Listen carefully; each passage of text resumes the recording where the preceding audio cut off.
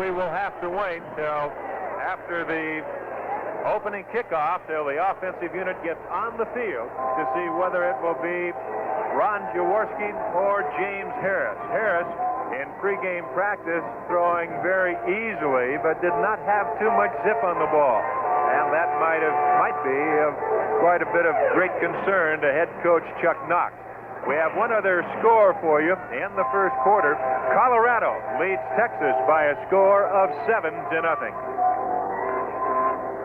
Now, as we start today on a great afternoon for football, right now the breeze has come up, and as Dick said before, it could be a factor in this game this afternoon. The breeze out of the west, blowing all of the haze and fog, smog, whatever you might want to call it, off to our right, to the east. And right now we're getting ready, sudden death. The first game of the playoffs, the Rams and the St. Louis Cardinals. Jim Bakken has it teed up, and for the play, here's Dick Enberg. Thank you, Don. Good afternoon, everyone. You can feel the electricity as Bakken tees it up. He was drafted by the Rams a few years ago. He approaches the ball and with it, end over end.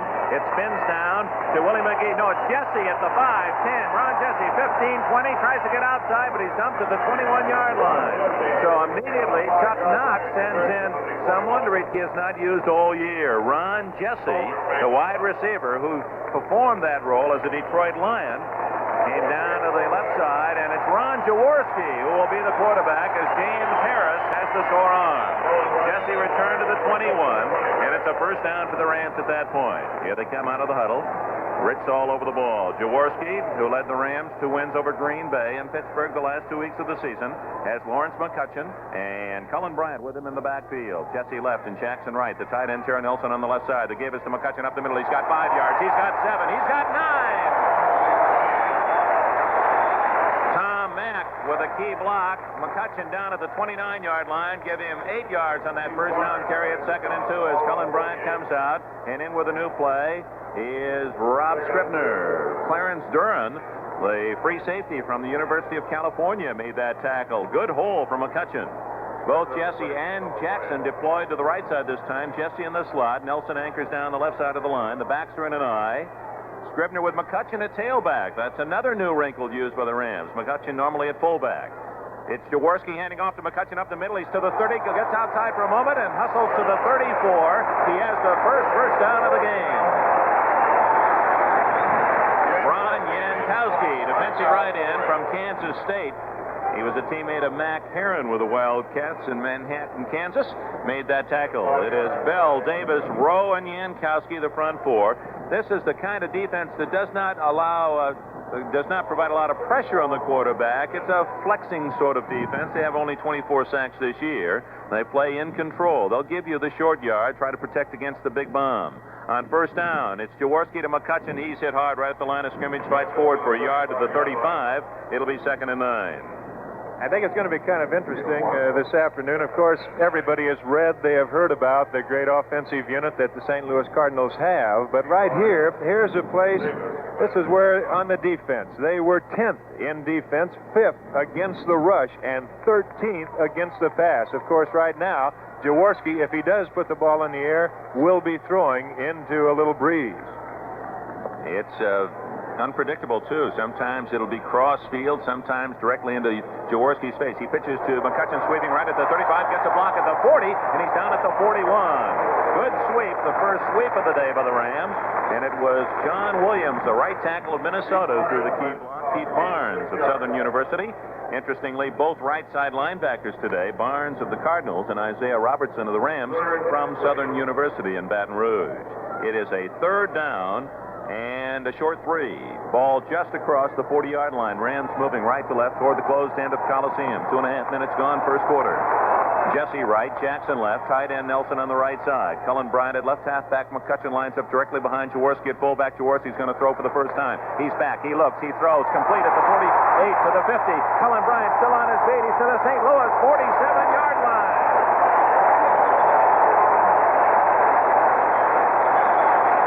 Cullen Bryant with a little short hook around the left side was wide open. Barnes and Stallings and Duran teamed up to make the tackle of the bull-like Bryant, and it's a first down in Cardinal territory at the St. Louis 47-yard line. Good throw by Jaworski. Out of 5 until they come. Jesse to the right side with Nelson lined up right and Jackson split left. The give is to McCutcheon, sweeping left at the 50. Cuts back at the 45.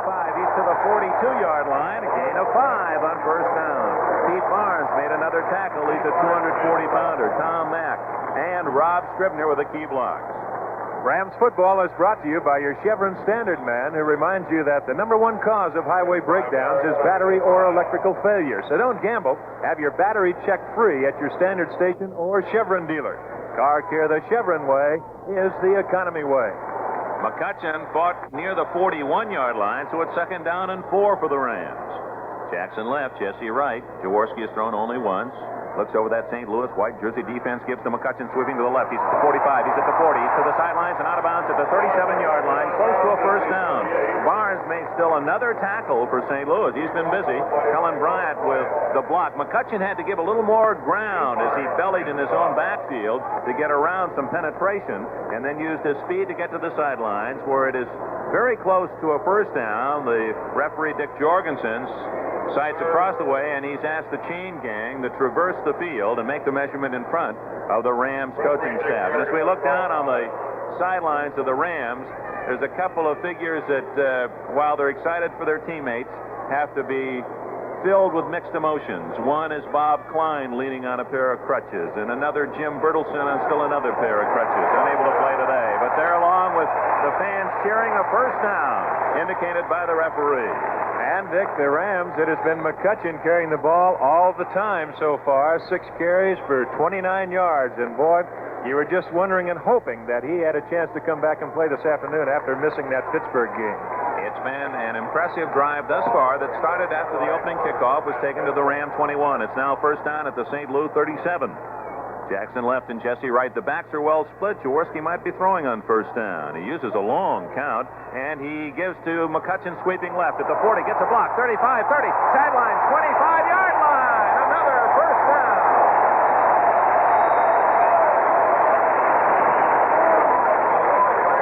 Pete Barnes making his 7th tackle.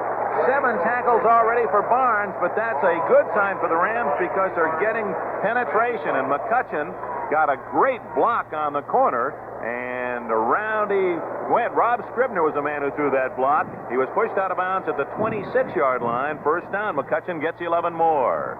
End of the first quarter in the Bluebonnet Bowl. In the Astrodome, it's Colorado 7, Texas nothing. Here, no score. 4 minutes gone. First quarter. Both Jesse and Jackson to the left side. Backs are in an eye. Bryant at the tailback, McCutcheon at fullback. It is Bryant off right tackle, 25, 20, still on his feet to the 18-yard line. Cullen Bryant ripping off his own right side is close to another first down. Ron Jankowski, the end, and Clarence Duran, the free safety, made the tackle at the 18, but that's 8 yards on first down, and the Rams running game looking very polished on this first drive, and that's exactly what Coach Chuck Knox wanted to do, offensively control the ball. Jesse right, Jackson left, but still no score as the Cardinals dig in defensively. Jaworski looks left and right as he barks him out. Another long count. He spins, gives to Scribner up the middle. He dives to the 15-yard line, and that'll be good for a first down. Scribner behind the wedge blocking, Stahl, Mack, Chabelli, Williams, and Cowan. Rowe and Davis, the 2 defensive tackles of St. Louis, made the stop at the 15. First down, Los Angeles. I think a little while ago you were talking about a couple of formations, a couple of players in different positions that we haven't seen before. You've got to feel and know that Chuck Knox is going to pull out every trick he can right here. He can't save it for next week. You got to win one game at a time. On first down, the give is to McCutcheon off left tackle. 14, breaks a tackle at the 10, and he hits to the 8-yard line. They had him stopped for a 1-yard gain, and McCutcheon ran right through linebacker Pete Barnes, and finally Roger Worley pinned him at the 8-yard line. A gain of 7 for McCutcheon. Saul and Bryant threw the blocks, and McCutcheon chewing up yardage in big chunks. 9:20 remaining first quarter, and the crowd chants, "Go, go, go!" They spot the ball at the 9-yard line, so make it 2nd down and 4.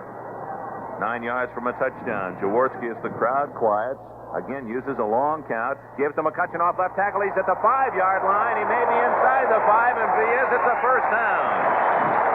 The linesman comes over to the spot, the ball right at the 5. Jankowski and Duran collaborated on the stop for the St. Louis Cardinals. And they look to the sidelines, and Jorgensen has it for the chain gang. It appears to be good enough for the first down from our location. Already, Lawrence McCutcheon in this first quarter, in 6 minutes of play, has carried the ball 9 times. 51 yards for McCutcheon on this drive. They stretch out the chain. It is first down, Los Angeles. Earlier in Pittsburgh, the Steelers had to fight off a gallant young Baltimore team, and finally, with a long fumble return of some 90 yards, beat Baltimore 28-10. So it'll be Pittsburgh against the winner of the Oakland-Cincinnati game tomorrow. The winner of this game will meet the victor in the Dallas-Minnesota game to be played tomorrow. First and goal. Ball is just inside the 5-yard line. Tight formation.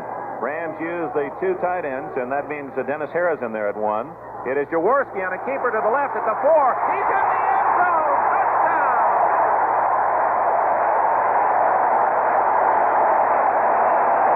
Ron Jaworski keeps the ball himself, rolls around his own left end. He ran across the goal line, across the end line, and about 10 yards beyond the end line, raised his clenched fist triumphantly as the Rams go into the lead on a brilliant drive from their own 21-yard line. 79 yards, only one pass, as that offensive line did a fantastic job of opening hole after hole. Here's the try for point. Jaworski to hold for Tom Dempsey.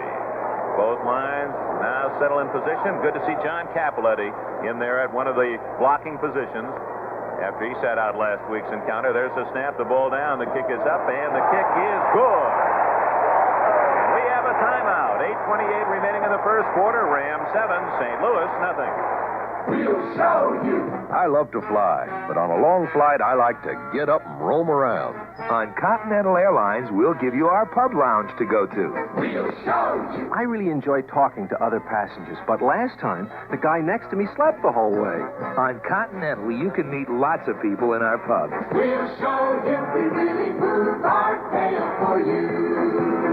On Continental's comfortable, wide-body DC-10s, we'll show you the only coach pub in the sky, and at no extra cost. It's a great place to get up, move around, and meet people. So fly any other airline out, fly us back. We'll show you the difference. To Houston, enjoy wide DC-10 screen entertainment along with the only coach pub in the sky. Call your travel agent or Continental for reservations. On Continental Airlines, we'll show you we really move our tail for you. The Rams go 79 yards in 13 plays. 9 of the 13 plays were rushes by McCutcheon as he came up with 51 of the 79 yards. But it was Jaworski on a keeper around his own left side scoring from 5 yards out. Interestingly now, Ron Jaworski has 3 touchdowns, all rushing. He's still looking for his first pro touchdown pass. Dempsey to kick to the ever-dangerous Terry Metcalf with Gary Hammond lined up 5 yards in front of him as they stack it up. And there's the kick into the wind. High, and the wind cuts it down a bit. Metcalf on the wedge at the 11, 15, 20. A big hole. 25, 30, 35, 40, 45, 47-yard line goes Terry Metcalf. He almost took it all away. Boy, that wedge opened up a big hole right up the middle, and Jim Peterson saved a touchdown as he caught Metcalf from the side at the St. Louis 46-yard line. Another key for the Rams today is the special team. St. Louis can break games open with a tremendous kick return. Nell Gray to the right side. To the left is Jackie Smith, the veteran tight end, and now they shift in. Smith comes in tight on the left side, and J.V. Kane and Gray to the right. The give is to Jim Otis. He runs off his own left side, gets only 2. Fred Dreyer and Cody Jones slashing in on Jim Otis, who is from Ohio State, drafted in the 9th round by New Orleans in 1970, struggled in his early years as a pro, gained 211, then traded to Kansas City where he gained only 184, then 92, then to St. Louis, only 234 yards his first year, then 664 last year, and was the NFC rushing champion this year, 1,076. Teaming up with Terry Metcalf, perhaps the best 1-2 punch in the NFL. Second down and 8. Back to throw is Hart. He's got 5 in the pattern. He throws. Intercepted by Youngblood. 45-40, 35-30. Jack Youngblood, 25-20, 15-10, 5. Touchdown!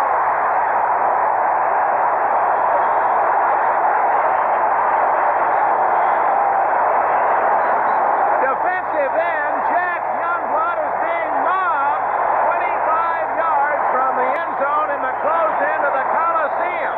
That was a swing pass intended for Jim Otis.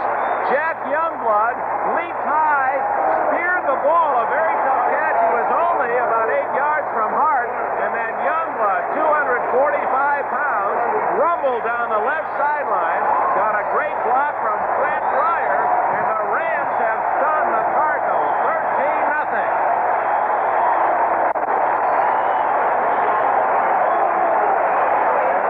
Ron Jaworski in to try the point. Little innocent swing pass. A Cardinal very late getting on the field. They're just getting their 11th man on now. There's a snap. The ball is down, and the kick is up. The kick is good. A flag is down. We'll see if it's against St. Louis.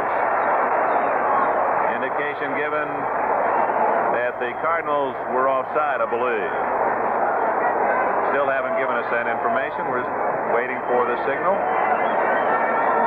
Now it's given offside, St. Louis. So the Rams with a timeout, 7:31. Remaining in the first quarter, the score, Rams 14, St. Louis nothing. It's about time, it's about time, it's about time for a new kind of American car. It's time for the Chevette Scooter, a special 2-passenger hatchback version of Chevy's new Chevette. Twin bucket seats, roomy rear deck, overhead cam engine, 4-speed transmission, rack and pinion steering, at a manufacturer's suggested retail price of $29.49, including dealer new vehicle preparation charge and California emission certification. Destination charge, available equipment, state and local taxes are additional. It's about time, it's about time, it's about time for a new kind of American car. It's about time for a new kind of car, and we got it. Chevette is a new kind of American car. It's a new kind of car, and we got it. Chevette is a new kind of American car. That play again from Jack Youngblood's point of view, defensive left end. He kind of played it carefully on his own left side. Little swing pass, leaped up high, speared the ball, headed down the left sidelines. Fred Dreyer threw a great block around the 25, and Youngblood goes 47 yards for the touchdown. 14-0 Los Angeles. Dempsey to kick to Metcalf and company. He approaches the ball, hits it high. Boy, did he hit that one well against the wind. Metcalf all the way back to his 2. Out he comes. 5, 10, 15, leaps to the 20, hits outside of the 25. He's in the clear at the 35, the 40. One man to beat. 45, 50. Cuts back at the 40, hit from behind and dropped at the 34-yard line. Terrific Terry Metcalf. What a runner. Dennis Hara finally got Metcalf from the side as the Rams safety, I believe it was McGee, forced him inside. It was Monty Jackson, forced him to slow down, and Hara, hustling, caught him. But it's a 66-yard return for Terry Metcalf, and in a 14-0 game, Metcalf has shown already that this is a potent and very dangerous St. Louis team. Metcalf led the NFL in total yardage this year. In fact, established an NFL record with 2,464 yards total. All right, Jim Hart trying to get the Cardinals on the board. A quick pitch to Otis, sweeping right, gets a block at the 30. Fumbles the ball. The Rams have recovered. Dreyer has it. He's going to run with it. 35. He's hit at the 40. He's to the 41. The Rams have the ball again.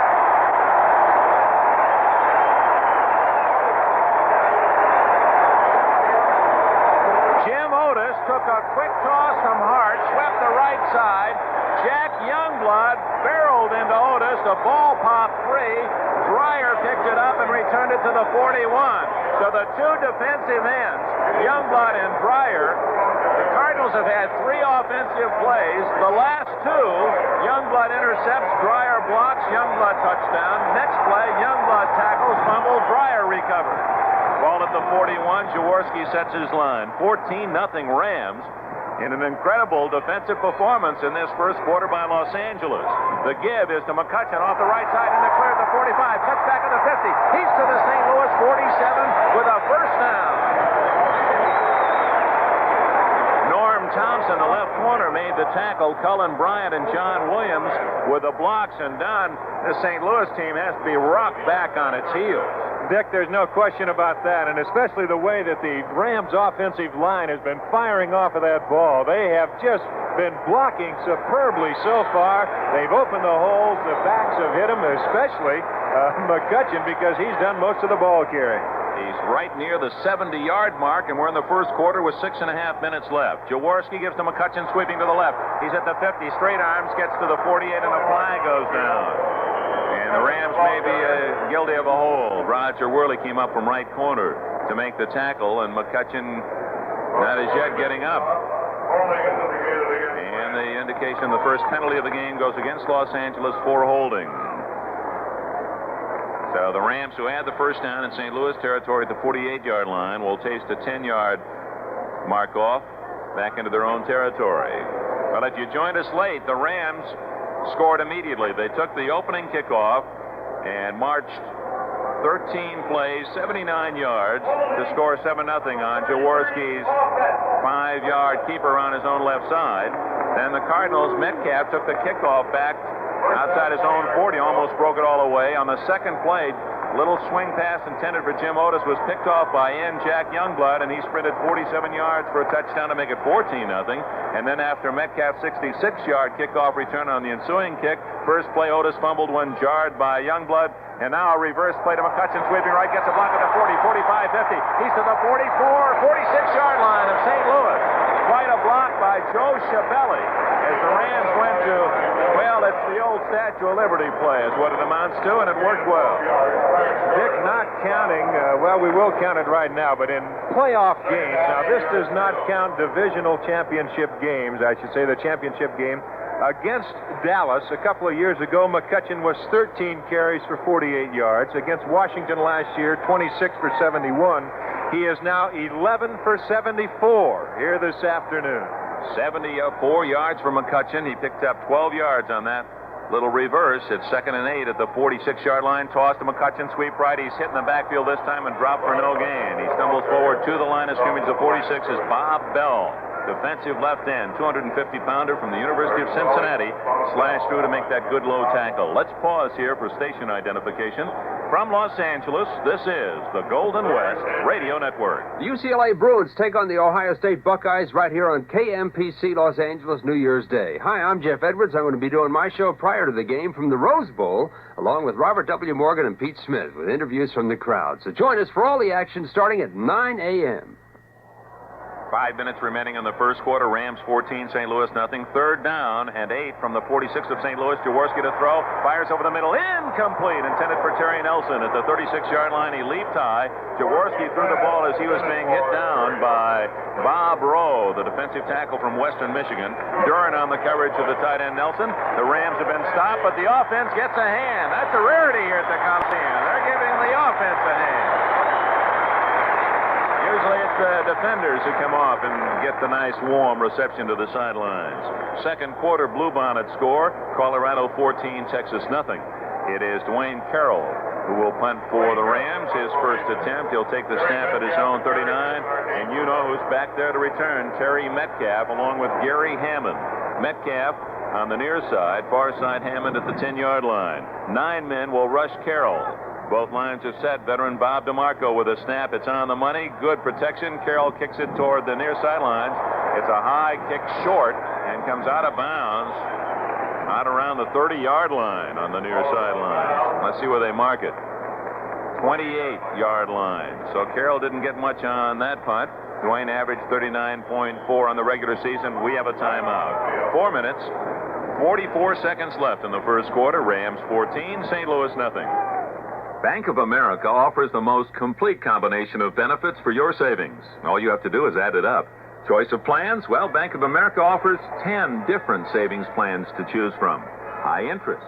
Bank of America pays the highest interest on savings offered by banks in California. Safety.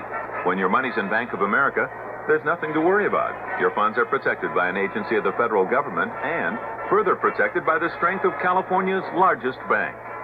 Convenience. Well, it's easier to save at Bank of America because there are more places to save. More than twice as many offices in the state as any other bank.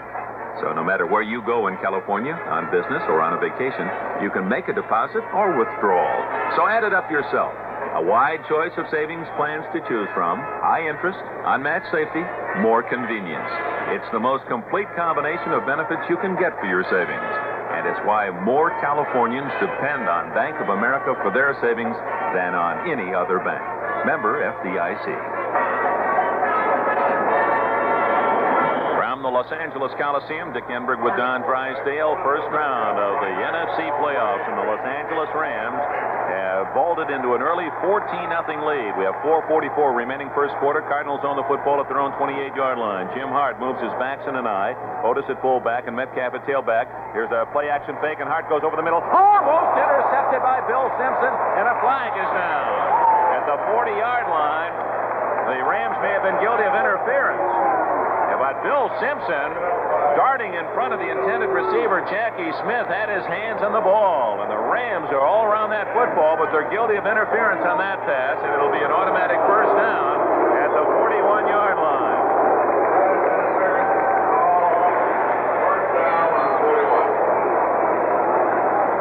That was a tough call for the officials, in that it appeared that the contact ball were right there, but Rams guilty of the interference, and it's a first down for St. Louis at their own 41-yard line. That may spark the birds. Mel Gray left, and Jackie Smith, tight end, is to the right. J.V. Kane anchors the left side of the offensive line. The pitch is to Metcalf, sweeping to the left, being chased at the 40. He's hit at the 43-yard line by Fred Dreyer. Dreyer, the defensive end on that side, just sprinting toward the sidelines, and he caught up with Metcalf and dragged him down after a 2-yard gain. That's where the speed of Dreyer pays off. It's tough to get around Fred at 6'6" and 235. Been interesting if it had been Dreyer who made that touchdown and not Youngblood, because we're still waiting for Dreyer to do his hucklebuck. In fact, he was so happy for Youngblood, he almost broke into it accidentally. Maybe you'll get his chance. It is 2nd and 8 at the 43-yard line. Both wide receivers to the left. Smith tight on the right side. Hart gives to Otis up the middle. He's hit, gets to the 45, the 46-yard line. Gain of just a couple. Cody Jones made the tackle for the Rams, with Merlin Olsen assisting.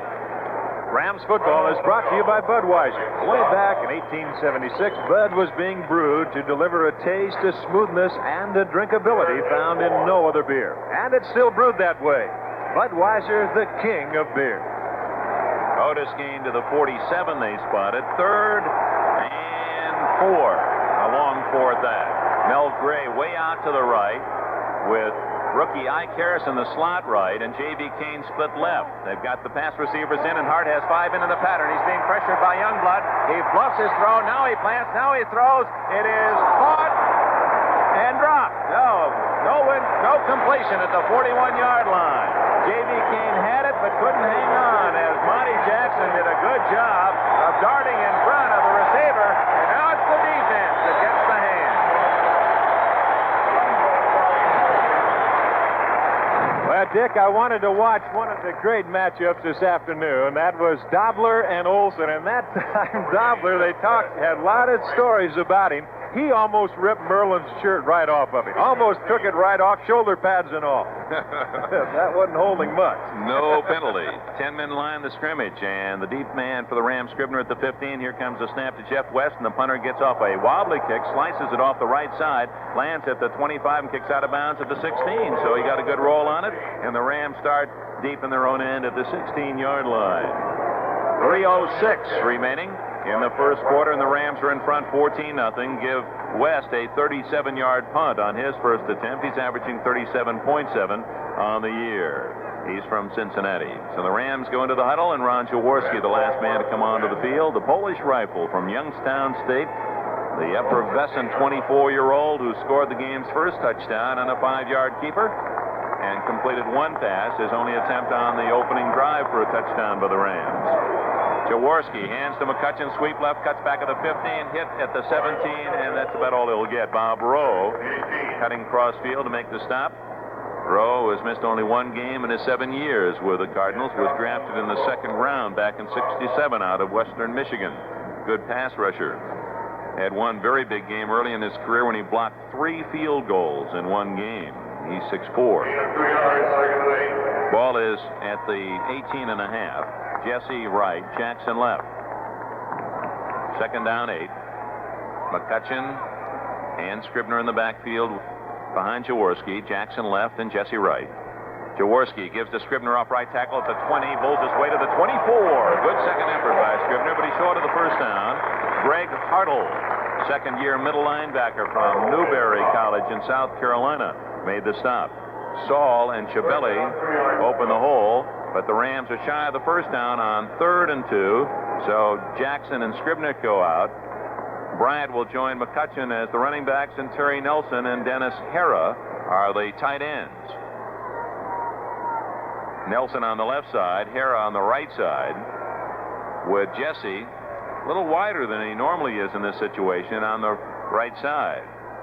Rams have not thrown in that short yardage this year, and they're not this time. McCutcheon is hit right at the line of scrimmage at the 25-yard line on a vicious hit by Clarence Duran, who came up from free safety to join Greg Hartle, the middle linebacker, and bull McCutcheon back into his own backfield. He got to the 25, but that's far short of the first down, and the Rams punting team comes on. Of course, the difference between a pessimist and an optimist is droll, to be sure, but if you're an optimist, you say 14-0 early, that's great, but if you're a pessimist, you say, oh, you don't want to get that big early lead, and suddenly the Rams haven't moved the ball quite so well, and the Cardinals are going to come up with good field position. Metcalf lines up on the near side hash mark, and Gary Hammond on the far side inside the St. Louis 35. Carroll kicking into the wind. 1:25 left in the first quarter. 9 Cardinals will rush him. Both lines are set. There's the snap by DeMarco, and Carroll better hurry, and he just does get his kick away. It's coming to this side of the field to Metcalf at the 34. Hits to his left, being chased at the 30. He's hit. Stays on his feet at the 30. Gets a block. Now he comes upfield, 35, 40-yard line. Tackled at the 40, and a flag is down.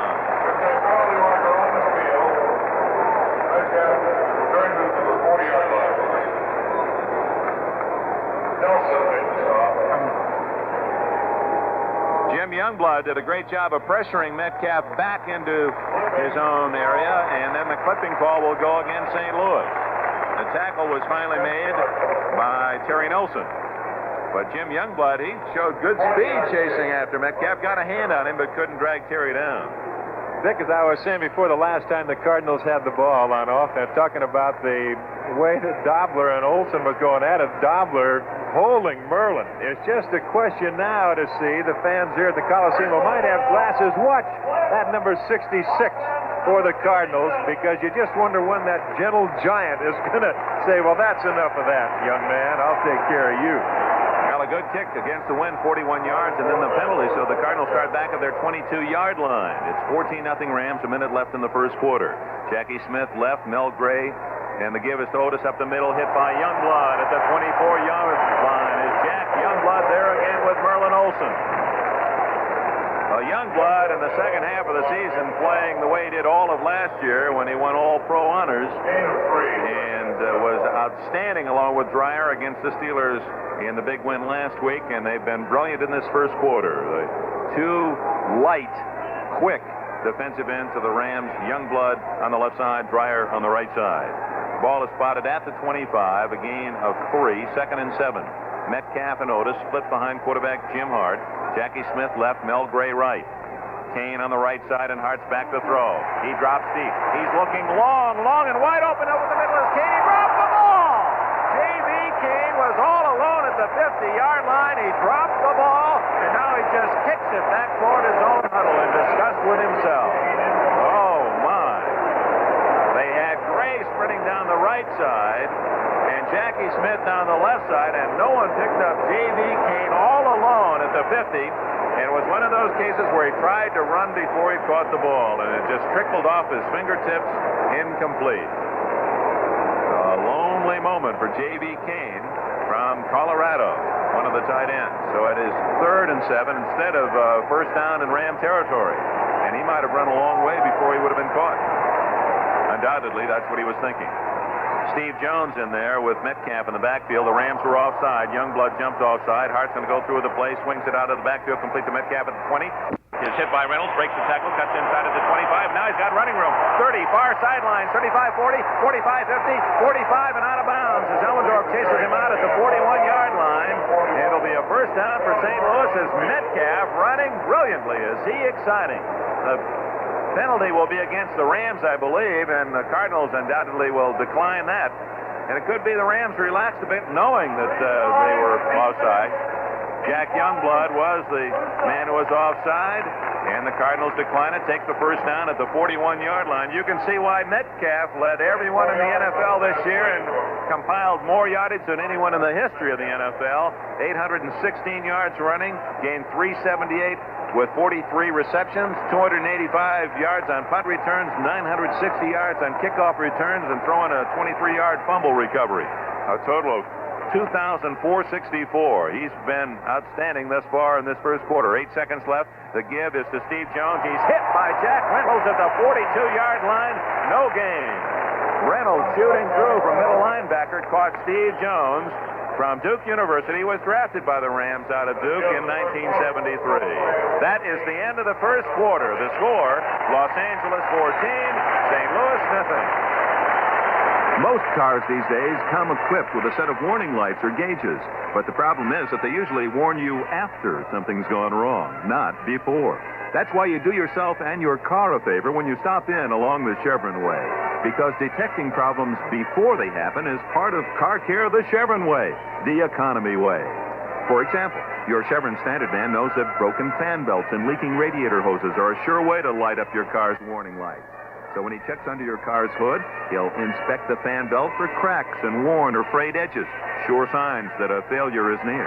And he can also inspect your car's radiator hoses to detect cracks and leaks that can lead to coolant loss and a major breakdown. And fans, if your car's belts and hoses are due for replacement, all standard stations and most Chevron dealers carry quality Atlas replacements to fit most cars. So remember, detecting problems before they happen is another reason why Car Care the Chevron Way is the economy way. At the end of a quarter, the Los Angeles Rams 14, the St. Louis Cardinals nothing. The ball is at the Los Angeles 42-yard line in possession of St. Louis as Jim Hart comes back into his huddle. Second down and a bit more than 10 yards to go. First quarter unofficial statistics, Jack Rote has the Rams 99 yards rushing, 12 passing, a total of 111. St. Louis 14 rushing, 34 passing, a total of 48 yards. But much of the yardage for St. Louis gained on Metcalf's kickoff returns. McCutcheon, the leading rusher in the game, has 77 yards, 14 carries in the first quarter. All right, here come the St. Louis Cardinals. White uniforms, cardinal red trim. The cardinal bird on the helmet. Hart sets his line. He has Jim Otis and Steve Jones split behind him. Metcalf being rested on the sidelines. Widespread formation, and Hart's going to throw. He looks, he throws over the middle. Intercepted by Simpson. 35-40, Bill Simpson. 45-50, has blockers. 45-40 down the sidelines. 45-30, 25-20, 15-10-5. Touchdown, Bill Simpson.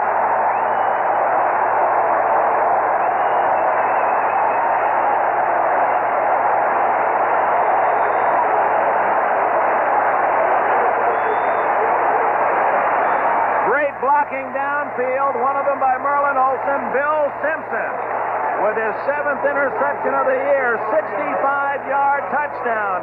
Simpson, the ball hawk all year long, anticipated beautifully, ducked in front of the intended receiver, caught it on the dead run, headed to the left sidelines, picked up blockers, sprinted right in front of Don Coryell, the St. Louis coach, and into the end zone. Mel Gray, the intended receiver, couldn't catch him, and the Rams lead 20-0, 2 touchdowns on pass interceptions. How do you do? Dempsey to try the extra point. The ball is down. The kick is up. The kick is good.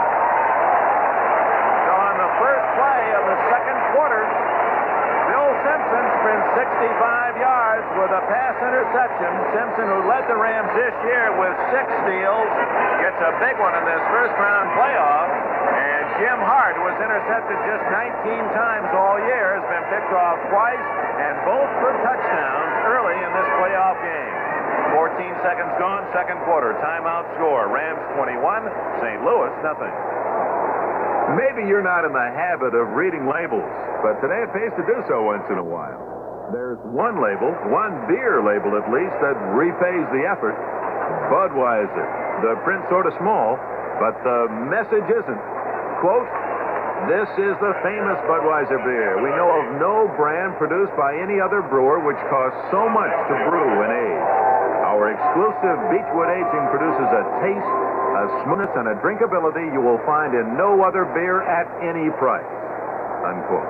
That's quite a claim. And Budweiser backs it up with a beer right there behind the label itself.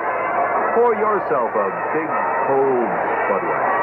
Take a good beer drinker's swallow. See for yourself that brewing beer right does make a difference. When you say Budweiser, you said it all. Play underway in a hurry, and Dempsey sailing kick taken short by Dwayne Crump, who returned across field and finally corralled by Willie McGee at the 41-yard line of St. Louis, as the Rams trying to keep the ball away from Terry Metcalf, who had picked up 102 yards in his first 2 kickoff returns.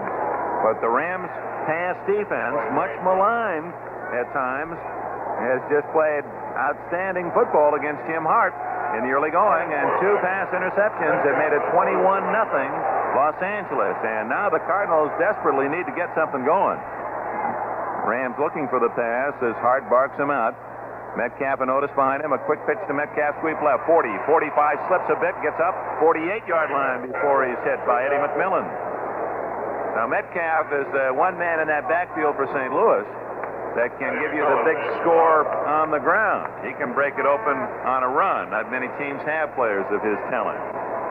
The ball marked at the 49-yard line, so Metcalf gets 9 on that first down carry. He's from Cal State Long Beach, so Metcalf returning home to play for the very first time in the Coliseum.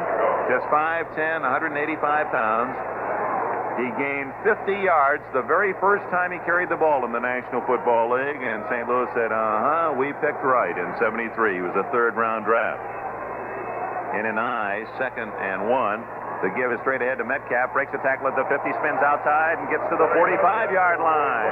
Simpson stole the ball from him, but the play had been whistled dead. Simpson, boy, he knows how to find that football. I wouldn't want to be with him in the crowd if he had any inclination toward pickpocketing. You get yourself in a lot of trouble just by fouling him.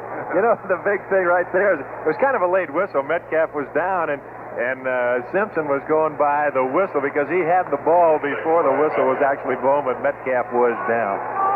1 minute into the second quarter, first down St. Louis. The ball just outside the Ram 45-yard line. Hart trying to put together a scoring drive. He's turned it over 3 times, 2 interceptions, a fumble recovery. Hart to throw deep. Now he swings it right flat, complete to Otis on the screen. 50, 45, 40 down the sidelines, 35, 30. He's to the 25 and finally bumped out of bounds to the 23-yard line by Simpson. Yes, it was Bill Simpson. Good block by Conrad Dobler, the right guard from Wyoming, who was released as a rookie, then re-signed by St. Louis. He's from 29 Palms, California. First down on the screen pass. Hart looked off the screen man beautifully, looking deep, and at the last minute dumped it to Otis in the right flat. A good play, and the game's all the way to the Ram 24-yard line. 21-0 the score. The Rams lead as the Cardinals break huddle. Driving toward the closed end of the Coliseum. Hart sets his line. Rams defense playing loose now with a 21-0 lead. Wide receivers to the left side. The give is to Otis off right guard. Dives to the 22 as he was submarined by Ken Geddes, the left side linebacker, who came through the hole and hit him low. Otis falls at the 22-yard line. It'll be 2nd down and 8. Cardinals back into the huddle. Their offensive line, Tom Banks of Auburn, the center, Bob Young of Howard Payne, and Conrad Dobler of Wyoming of the guards, Roger Finney of Florida A&M, and Dan Deerdorf, who may be the top offensive tackle in the NFC of Michigan. He's 6'3" and 280. Right tackle. Jackie Smith, veteran tight end, is in the slot right. Gray wide right. J.B. Kane in on the left side. 2nd and 8, and Hart gives to Metcalf. Draw up the middle, 20. He's to the 16-yard line before the Rams converge on the elusive halfback of St. Louis. Merlin Olsen finally wrapped his mitts around him with Jack Reynolds there, too. But Metcalf picks up 6 to the 16, where the Cardinals look at 3rd down and about 2.5. Clock running, 12:38 remaining in the first half as the Rams fans chant defense. Here come the Cardinals. 21-0 the score. The Rams defense has certainly lived up to its reputation thus far. Tight formation, only one wide receiver. Gray split away about 3 yards on the right side. Hart looks over the blue and gold Ram defense. He play action fake. He's going to throw. And out of the backfield, complete to Kane at the 15 to the 10. He's to the 8-yard line and has a 1st and goal for St. Louis. So Hart a play action fake to Otis and hit on a delay pattern. J.V. Kane was the tight end on the right side. Gray wide right, clear deep. Kane delayed and ran a quick out. And Hart, after the play action fake, just straight and hit Kane in the right flat. Kane had no one around him, and Reynolds finally tracked him down at the 9-yard line. Steve Jones comes in for Terry Metcalf at running back. 1st and goal, St. Louis. This their best drive. Rams leading 21-0. The give is to Jones. He's at the 5. He's at the 3-yard line before they can knock him down. Merlin Olsen hit him first, and Bill Simpson finished him off. And Jones took quite a lick. He gets up and resets that headgear. But a good gain on 1st down, 6 yards. It's 2nd and goal at the 3-yard line. At that time, Dick, Hart appeared to use the very quick count. He's been going with that little longer count. Appeared on that pass play before. He was audibleizing up there on that little swing pass out of the backfield. That time he almost caught the Rams short-handed with that quick count. Both Gray and Smith are wide right. Kane in tight on the left side at the 3-yard line of the Rams. Hart under center gives Otis up the middle, and Otis is in the end zone for a touchdown. Come right back to score. A good drive, and it's 21-6. J.V. Kane threw a good block to open the hole, and Otis rambling through the left side to culminate a 60-yard drive after the kickoff in 8 plays. Here's Jim Baca to try the point after. This Cardinal team all season long have come from behind. Both lines are set. There's a snap, ball down. The kick is blocked. Is it? Good. No, it's wide to the right. The Rams block the extra point. Jack Youngblood again appeared to be the man. So the Rams had 11 men right up on the line of scrimmage. It appeared Youngblood came up the middle, got a hand on it. It flip-flopped and appeared it might go through anyway, but it was wide to the right. And with a timeout, 10:53 remaining in the first half of the Coliseum to score. Rams 21, St. Louis 6. We'll show you. I just wish flying wasn't so boring. It's not with Continental's wide DC-10 screen entertainment. We'll show you. You know what I'd like to see when I fly? Entertainment with a little more variety. You'll find it on Continental.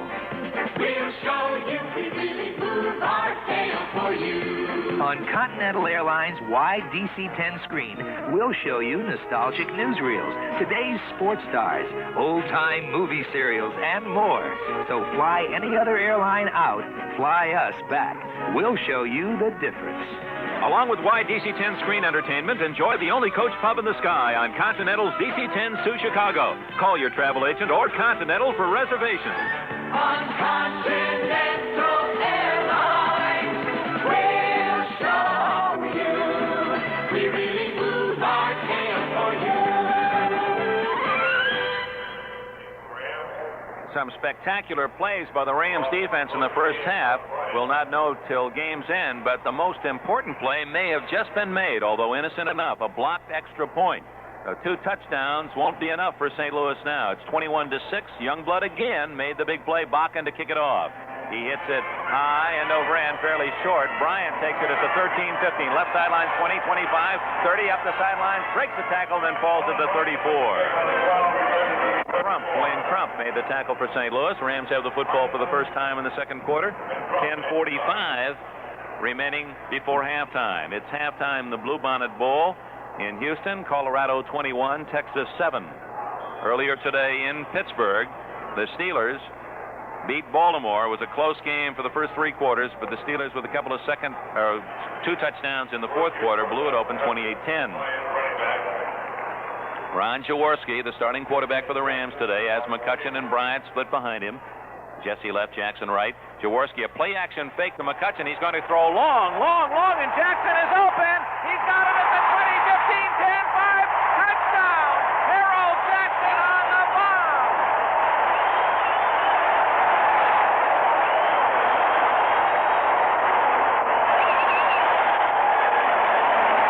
Ron Jaworski's first touchdown pass as a pro, 66 yards to Harold Jackson.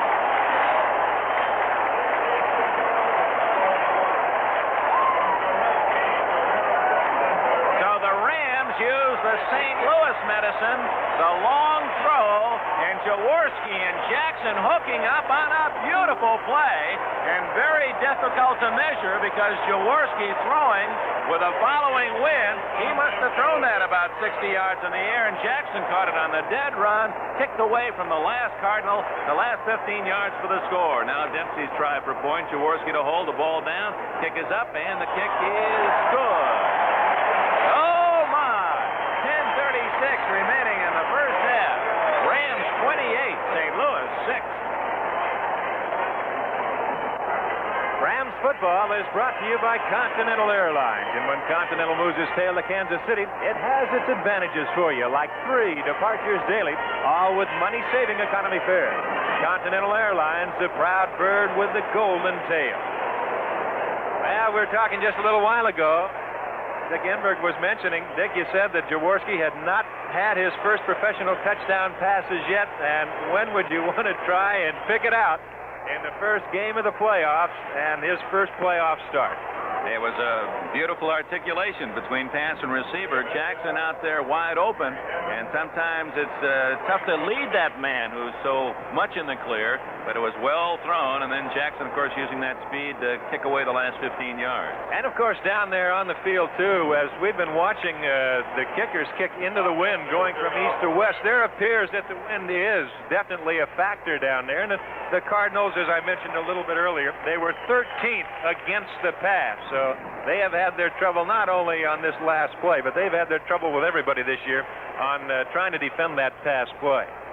The Rams vaulting into a 28-6 lead. Jaworski has run for a touchdown 5 yards, the first score of the day, and now passes 66 yards to Harold Jackson. Jackson, who led the Ram receivers in the regular season with 43 receptions and 7 touchdowns. So it's Metcalf, ever dangerous, waiting near the goal line, and there's a little squib kick coming down the right sideline. It kicks and is handled there by Hammond at the 15, the 20, Gary Hammond to the 25, the 30, and they converge on in there. 5 blue jerseys make the tackle. 30-yard line, Gary Hammond, first hit by Jim Youngblood and Jim Peterson, 2 of the young Ram linebackers. 28-6. 2 of the touchdowns coming on pass interceptions. Defensive end Jack Youngblood, 47 yards for the second score for the Rams. It gave them a 14-0 lead. Then the Cardinals, after Bill Simpson had gone 65 yards with a pass interception, drove for their first touchdown, but the very first play from scrimmage by the Rams resulted in a 66-yard scoring pass. And now Jim Hart, he gives to Metcalf, sweeping right, cuts at the 30, hit at the 32, and down he goes. Cody Jones up high and down low for the Rams as they unpile Merlin Olsen. Clock running, 10-11, 10 minutes and 10 seconds left in the first half.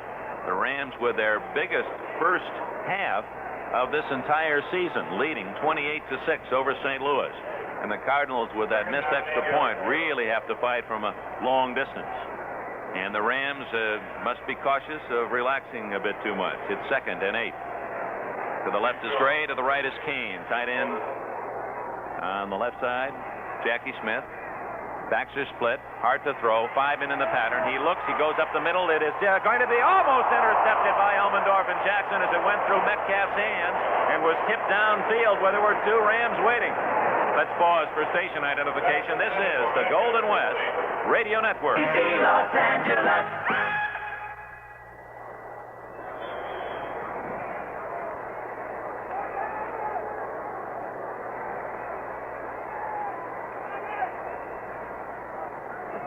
at the 32-yard line. St. Louis Cardinals trailing the Rams 28-6. It is 3rd down and 8 for Hart. Rams loosen their pass defense. Looking for the throw. Dangerous Melgray to the left. Icaris split right. And Jim Hart back to throw. He's under pressure. He looks, he throws to this side. It's going to be caught at the 39-yard line, short of the first down by Metz, and bumped out of bounds immediately by Dave Elmendorf. It is going to be inches short of the first down, however, as we look across the field from our location right on the 40. It appears to be short. And the official measures it, yes, about a foot short of a first down. The Cardinals in this spot, did they go for the first down in their own end, trailing 28-6? There are only so many opportunities in a game. They say it's early enough, and in comes the punting team for an apparent kick. Rob Scribner and Dave Elmendorf drop back and twin safeties at the 20. The kicker is Jeff West. West is a tight end, so he knows how to run with the football. And the Cardinals in this spot could work a fake punt. The up back is linebacker Larry Stallings. He barks out the signal. There's the snap. West has it. He's going to kick it, and does, and hammers a beautiful spiral deep into Ram territory. Scribner all the way back to his 9-yard line, to the 10, gets one block, is hit at the 13, and Tim Gray, rookie defensive back, gets him down at the 15-yard line. Gray is from Texas A&M, playing at strong safety, and of course Dave Elmendorf from that same school, same position. Good kick by West, 52 yards into the wind. The Rams have the football, and now it's Rams with an offense that wants to be error-free, not cough up that football deep in their own end. They lead 28-6 and would like nothing more to stay on the ground and use up a lot of time. We have a timeout, and that'll give us a chance to bring in Big D. Dick, a reminder that Rams football is brought to you by Chevrolet. Automotive News reported that Chevrolet's new kind of American car, Chevette, has a body coated with, quote, extensive corrosion protection, unquote. In other words, Chevette is a rust fighter. You know, you were talking about a little bit ago, Dick, about people thinking and maybe the players thinking, can you relax too soon? Well, this is the kind of game in professional sports, especially in football, when you have all of the physical aspects of the game, you just can't afford to relax. If you get somebody down, you've got to kick them and keep them down. And, of course, in this game right here, about the time you relax, that's about the time you get hurt. You've got to stay ready to go at all times, and that's why a lot of people think, or they might have the tendency to think, that, well, maybe they might take it easy. No, not in professional sports. And especially now with that Super Bowl just 2 victories away. It is first down Rams at their own 15. Bryant and McCutcheon, the setbacks. It's Lawrence McCutcheon cutting off his own right side, 15-20. Spurts to the 24. 9 more yards for McCutcheon. Goes on his way to a 100-yard first half. Cullen Bryant threw the block on the corner, and Charlie Davis from TCU, the left tackle, and Norm Thompson, the left corner from Utah, made the stop. I want to send along from our Rams radio booth here in Los Angeles our congratulations to Frank Cush, Athletic Director Fred Miller at Arizona State. The Sun Devils, exciting. I know they're very thrilled down there in the Sun, the Phoenix area. The win over top-rated Nebraska yesterday in the Fiesta Bowl. Jaworski to Scribner. Scribner up the middle, has the first down as he goes down at the 28-29-yard line. Scribner went down on one hand and still got up for another yard, and he gets a hand for that second effort. Saul and Chiavelli with a block. And you know, it's almost that Scribner just about broke that play. I was surprised. He just went a dead 45 degrees to the left. He went straight up the middle and just angled right straight dead left out there, but he almost broke it, Dick. There didn't seem to be any white jerseys around him. He just kind of stumbled there. One man able to pounce on him, Ken Reeves, and he was the last St. Louis player left, the veteran strong safety from Norfolk State. Both wide receivers to the left, first down just inside the 30. The pitch is back to Cullen Bryant, sweeping to the right, gets only a yard to the 31-yard line. Larry Stallings, the veteran left side linebacker from Georgia Tech, veteran of that defense, 33 years of age, made the stop. It's 2nd and 9 at the 31-yard line of the Rams, and the clock running, 7:45 left in the first half. Council Rudolph, Kentucky State defensive lineman, comes in for St. Louis. Replaces Bob Bell. Get the report that Jim Otis, the fullback for the Cardinals, has a mild ankle sprain. Jesse Wright, Jackson left. Tight end On the left side is Nelson. Back to throw is Jaworski. He fires into the left flat. Scribner can't hang on at the 35-yard line as he made a diving attempt at the catch. Along the far sidelines, Pete Barnes, the closest Cardinal player. It'll be 3rd down and 9 at the 31-yard line. Tim Gray, a 5th defensive back, also in there now for St. Louis. 28-6 the score. That stops the clock, that incomplete pass. 7:22 remaining in the second quarter. Jesse to the right and Jackson to the left. The Cardinals are looking for the pass. The Rams may not with that big lead. We'll see. Jaworski has the play from the sidelines called by Coach Chuck Knotts, and he is going to throw. Drops straight back. Pumps one, swings in the backfield to McCutcheon. Hit immediately at the 29-yard line for a loss as Pete Barnes read that swing pass very well. Made a solid hit of McCutcheon and dropped him at the 29-yard line. So it was a pass, but a safety pass, a little swing to McCutcheon. Although that's what St. Louis thought early in the game when they tried that same pass to Jim Otis, but Jack Youngblood leaped into its path, speared it, and went 47 yards for a touchdown. Kicking team comes in. The offense gets a hand for effort as it left the field. 6:47, 6:46, 6:45 left in the first half. Terry Metcalf, a solo safety, stands at the St. Louis 28-yard line. The other 10 Cardinals are on the line of scrimmage as they go after Dwayne Carroll. They very nearly blocked his last punt. Capoletti, the setback, barks him out. Here they come, and the kick is just away. Might have gotten a piece of it. A wobbly kick downfield goes out of bounds around the 40-yard line of St. Louis. 39-yard line, they mark it. And St. Louis takes over there. Well, the way Metcalf can return kicks, a 32-yard kick isn't that bad. No return. No question about that. Metcalf back around the 20-yard line. You got to figure if that ball's down there anywhere, he's going to pick up 10 easy the way he's been going this afternoon and the way he's done throughout his career. Bob DeMarco, the man who snapped that last ball for the punter, comes off holding his left arm. The Cardinals, Jim Hart of Southern Illinois, a free agent picking 66, has Jim Otis in the backfield with Terry Metcalf. From the 39 of St. Louis, Hart looking left as he calls out signals. Now takes a snap, back to throw, 5 in the pattern, has time, throws out of the backfield, complete. At the 45 to the 49 goes Jim Otis, and tackled, I believe he has the first down on the far sidelines by Geddes and McMillan. They spotted at the 49. Yardsticks are there. It's a first down for St. Louis. 6:22 remaining in the first half. The Cardinals, figuring that the Rams might be playing for the long pass, going to take the short yardage stuff. Hart and a catcher's squad in that huddle. Where's number 17 in red on his back? Sends rookie Ike Harris of Iowa State, technically an NFL rookie, played with the Southern California Sun last year. He's to the right. To the left, dangerous Mel Gray. Not many faster than he. 9.2 speed out of Missouri. First down play. Hart to throw. Leaves one man in the block. He's got a lot of time. He throws to this side. Open is Gray, and he's got it. Was he in bounds? Yes, at the 29-yard line. First down. St. Louis.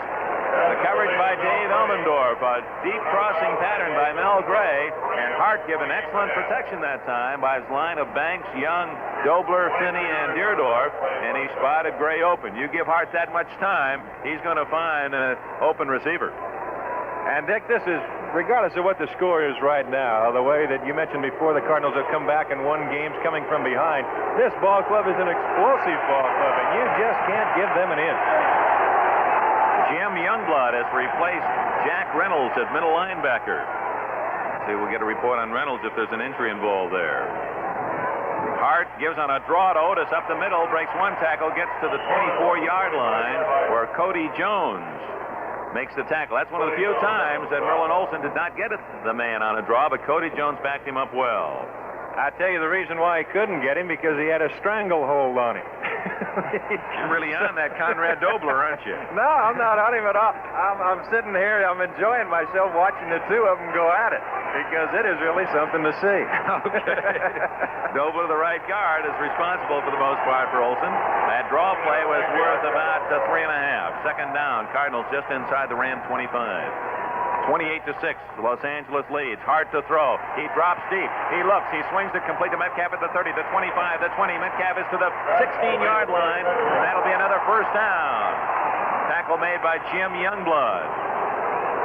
The fans reacting at the closed end of the Coliseum to a little extracurricular stuff, apparently. First down for St. Louis with 5:12, 5:11, 5:10 remaining in the first half. Steve Jones comes in. Jim Otis goes out. Jones, 6 feet, 200-pounder, a good pass receiver. We told you the Rams made Jones their 5th-round pick in '73 after he set many Duke rushing records in his senior year. Now with St. Louis. Hart now is 7 for 12, 110 yards. First down at the Rams 16. Jones and Metcalf, a wide split. 2 wide receivers to the right, tight end on the left side. The pitch is to Jones, sweeping right at the 15, cuts and drives to the 12. Coming up to make a good, sure ankle tackle was Monty Jackson, the left corner of the Rams. It'll be 2nd and 6 at the Rams' 12-yard line. 4.5 minutes left in the first half. Jack Reynolds suffered a mild head injury. That's why he is out, and Jim Youngblood replacing him at middle backer. Here come the Cardinals. Tom Banks leads them out of the huddle. Both Gray and Harris are to the left. Jackie Smith, the tight end, on the right side. And now they shift it with Metcalf way out on a wing to the right. It's a double wing formation. Only Jones in the backfield with Hart, and Hart's back to throw. He plants. He looks. He throws into the end zone. Incomplete. Bill Simpson made a great play as he deflected it at the last moment away from Jackie Smith. Good play by Simpson. It appeared that Smith had him beaten, but Simpson, with a last-second effort, leaping high and got that left hand up and deflected it incomplete away from Smith, the veteran tight end, 6'4", 230-pounder from Northwest Louisiana, who has caught more passes than any tight end in NFL history with his 13 receptions this year, 472 career catches, and 39 touchdowns. All right, a big play for the Birds. 3rd down. And a long 6 at the Rams' 12-yard line. Both receivers to the left, and Hart backpedals. He looks, swings it incomplete to Jones at the 20. He had to get rid of it. Fred Dreyer was about to eat up Hart. So the field goal team comes on. Now this is what that missed extra point has done to the St. Louis strategy. If they make the extra point, they might be tempted to go for the touchdown here. But since they're going to have to get a field goal somewhere along the line anyway, they figure they might as well take it here on 4th down and 6. And Jim Bakken, although you've got to look for the fake here too, Bakken, excellent field goal kicker, 19 out of 24 this year. Ball will be spotted at the 20, a 30-yard attempt. There's a snap, a little high. The kick is up. It's high enough. It's long enough. It's good. Bakken, the sure-footed kicker of the Birds, has given St. Louis 3 more. And with 3:48 remaining in the first half, the score now reads Los Angeles 28, St. Louis 9. And Rams football is brought to you by Bank of America. For just $2 a month, well, you can have Bank of America in your pocket. It's the all-in-one checking plan. 9 valuable banking services for just $2 a month. The all-in-one checking plan only at Bank of America. The UCLA Bruins take on the Ohio State Buckeyes in the Rose Bowl game right here on KMPC New Year's Day. And I'm the Winker, Wink Martindale. I'll be doing my show prior to the game from the Rose Bowl, along with Robert W. Morgan and Pete Smith, with interviews from the crowd. Join us for all the action. KMPC Los Angeles. 3:48 remaining in the first half. And Bakken will tee it up, kick it toward the closed end of the Coliseum, where Ron Jesse is the deep man of 3. Jesse at the 5 with Willie McGee on the right wing and Cullen Bryant on the left wing. The Rams lead cut to 28-9.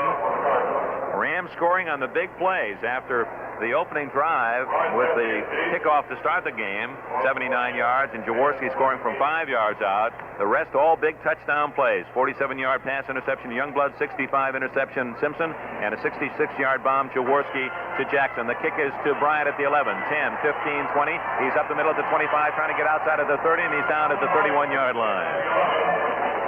Gary Hammond, special teams performer and a good one for St. Louis, made the stop. Rams football at the 31. The Rams have a fumble recovery and 2 pass interceptions of Hart, both for touchdowns. 3:39 left in this half, and the Rams would love nothing more than to establish a long drive to a touchdown or a field goal, use up as much time as possible. As the Rams break huddle, Lawrence McCutcheon in there at left halfback as he lines up has 86 yards on 15 carries. Bryant with him.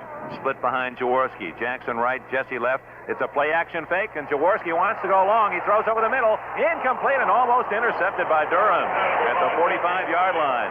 Ron Jesse appeared to be open, and Harold Jackson was really open down the right sidelines. They had forgotten Harold Jackson down the right sidelines, but running along the Ram bench, he may have been tough to spot. And you had Jackson that time and Larry Stallings, and you got to figure that Stallings, no way can he cover Harold Jackson. Fans reacting to Counsel Rudolph, who in trying to get to Jaworski really leveled the man blocking him, Lawrence McCutcheon. Those are the things you don't see. A good running back like McCutcheon having to earn his dues as a blocker as well. 2nd and 10 at the Rams' 31-yard line, and Jaworski gives on a draw to McCutcheon. A good hole up the middle. He's to the 35. He's to the 40. He's still on his feet all the way to the 43, and a first down. Lawrence McCutcheon. Rich Saul through the block. Larry Stallings finally made the tackle, and that puts McCutcheon just about a yard away from 100 yards for the day. Needs 2. That's 98 yards in this first half for Lawrence McCutcheon. First down at the 43-yard line, and the clock shows 3:05 and winding down as the Rams break huddle. Jackson left, Jesse right, Terry Nelson tight end to the right. Less than 3 minutes remaining as Jaworski moves under center. Rich Saul. He has Bryant and McCutcheon split behind him.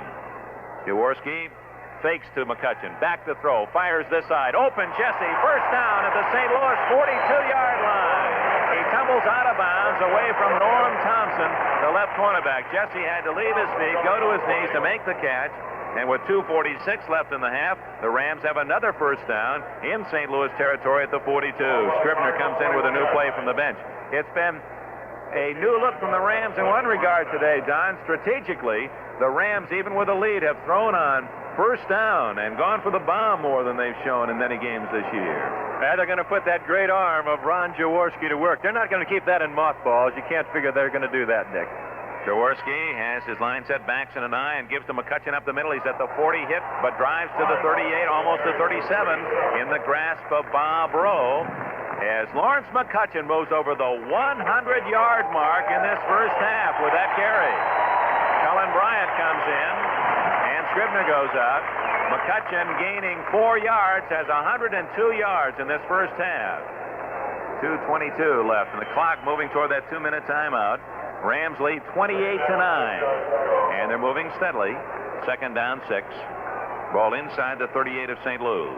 Jackson wide right, flank left is Jesse. The give, McCutcheon again off his own right side, driving for extra yardage across the 35. Fumble the ball though at the 33, and St. Louis says they have it.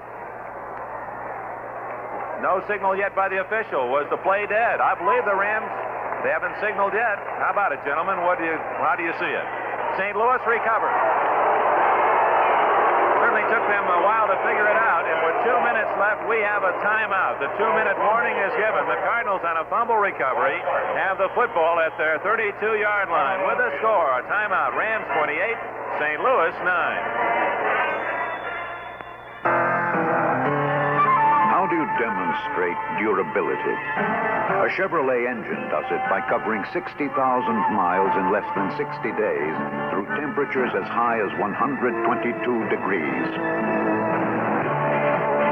On September 30th, 1975, 3 1976 Vegas equipped with our new Durabuilt engine completed the Vega Death Valley Engine Durability Run. 60,000 grueling miles through places like Badwater, Hell's Gate, Furnace Creek.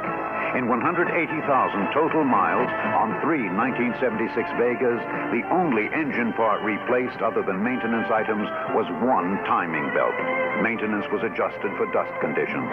The only coolant added was approximately 24 ounces. That's roughly 3 glasses of water. Is the 1976 Chevy Vega engine built to take it? Don't take our word for it. Ask Death Valley.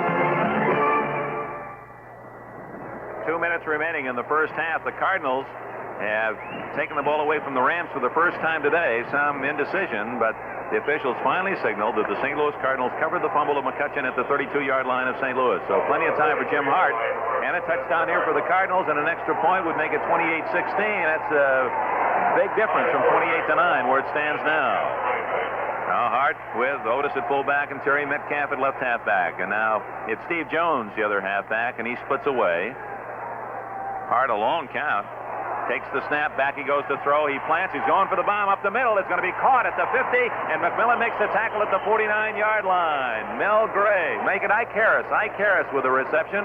It was Gray. It was Mel Gray at the 49-yard line. First down, St. Louis. So on the first play, Hart gets 19 yards up the middle to Gray. 1:42 left, and I believe the Cardinals have used one of their 3 timeouts. They have. That'll give us a chance to remind you that at halftime, as Don his first chore to recap the scoring of the first half, Bob Rowe, our production genius back at KMPC, our flagship station in Los Angeles, has put together the 4 Ram scoring plays of that first half, and as part of Don's recap, you'll hear the replay of those 4 scores. But in the meantime, more importantly, the Cardinals, trailing 28-9, have the football and a first down at the Rams 49. Plenty of time, 1:42 left, and the Cardinals also have 2 timeouts remaining.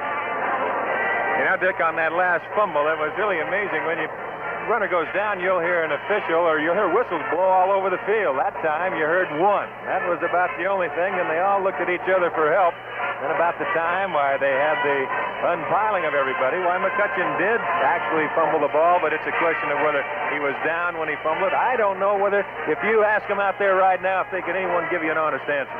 Well, Chuck Knox went out on the field to kind of ask. Didn't go too far, didn't want to get a penalty, but he seemed to be upset by the call. I'll give you an answer, but they won't put their hand on a Bible when they do it. That's a tough job, and in that case, there were so many men surrounding McCutcheon, I don't think anyone saw the fumble. Hart, 8 for 15, 128 yards on the season. He completed 53%. You can credit Norm Thompson with the recovery of the fumble. Defensive back, and now Hart on first down is back to throw, and he has a deep drop, and he's going long over the middle again. And open again is Harris. He makes the catch, fumbles the ball. The Rams recover at the 28-yard line. Monty Jackson recovers the fumble, and the Rams take over.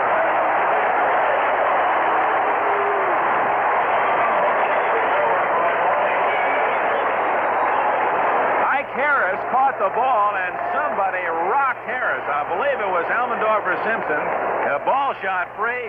Jackson recovered it, and even then the officials seemed a bit surprised. Took a while before they pointed Rams ball. Some of the Rams starting off the field came to a halt to look back to see if indeed it had been called a fumble or whether it was just an incomplete pass. But Harris really took a good lick. So the Rams get it right back. A big defensive play. 1:34 left in the first half. Jesse right, Jackson left. Jaworski the quarterback. Cullen Bryant, McCutcheon with him. Jaworski, play action fake. He's going to throw. He looks. He throws to the side. Jesse, a great catch at the 40-yard line. He goes out of bounds. No, they say he didn't go out of bounds, and the clock continues to run. At the 40, it'll be a first down. But Jesse was knocked right into the sidelines. The clock continues to run. 1:15 left, and a wonderful catch by Jesse. Those sure hands of his, leaping high to take that one out of the air and away from 2 Cardinals. And you've got to think right now that the Ram quarterback, Ron Jaworski, he's kind of checking to see if he's still all in one piece, as Ron Jankowski really undressed him. McCutcheon takes a handoff, a quick pop up the middle across the 45 to the 46-yard line. Clock is running, 51 seconds, and the Rams use their first timeout. So the Rams, who have stopped the Cardinals on the second fumble recovery to go with 2 pass interceptions in this first half. Now the Rams trying to turn it around and get some more points before the end. This might be the one team that you just can't have too big a lead because they have the capacity to score so quickly, and they have shown that they've come from big deficits all year to win. Kind of reminds you, if you leave this game of football for a while, using that same expression where you can't have too big a lead, you can go right to baseball in Tiger Stadium and Fenway Park in Boston. You got to get as much as you can, and then just pray that you can hold it. And of course, right here, the Rams and against the Cardinals, why the Cardinals are so explosive and such great receivers. And Jim Hart, the way that he's proven himself as one of the top quarterbacks in football last year, the MVP. You don't get that just because you complete 1 or 2 a game. And on a case in point, against the Eagles this year in Philadelphia, the Eagles had a 16-point lead, 23-7 late in the third quarter, and the Cardinals won it 24-23. And they have been the Cinderella teams. Something like 6 of their 11 victories came in the fourth quarter with not just a field goal, but a real rally, having to score more than 3. All right, the Rams have the ball at the 46-yard line, 2nd and 4, their own 46, leading 28-9. Jaworski, the quarterback, has strength to his left, gives to McCutcheon up the middle. He's to the 50 and a first down at the 49 of St. Louis. And the Rams call a time to stop the clock with 45. And Doug France, the left tackle who started in place of the injured Charlie Cowan, through the blocks. Jack Snow comes into the Rams offensive huddle. The Rams may go with the 3 wide receivers in this spot. First down at the St. Louis 48-yard line. And with that last game, McCutcheon 6 more yards. His total now reads for this first half 117 yards for Logan. 20 carries, so he has been busy. We better get out that Ram record book for most rushes in a single game, because McCutcheon rested 1 week. He's having Chuck Knox figures, well, we're going to take advantage of that 1 week's rest. We're going to give you last week's attempts as well. He's got 20 attempts, 117 yards. Jaworski, after visiting with Chuck Knox along the sidelines, goes back into the huddle. The score is 28-9. The Rams scored first time they had the football, took the opening kickoff, went 79 yards, and Jaworski on a 5-yard keeper scored.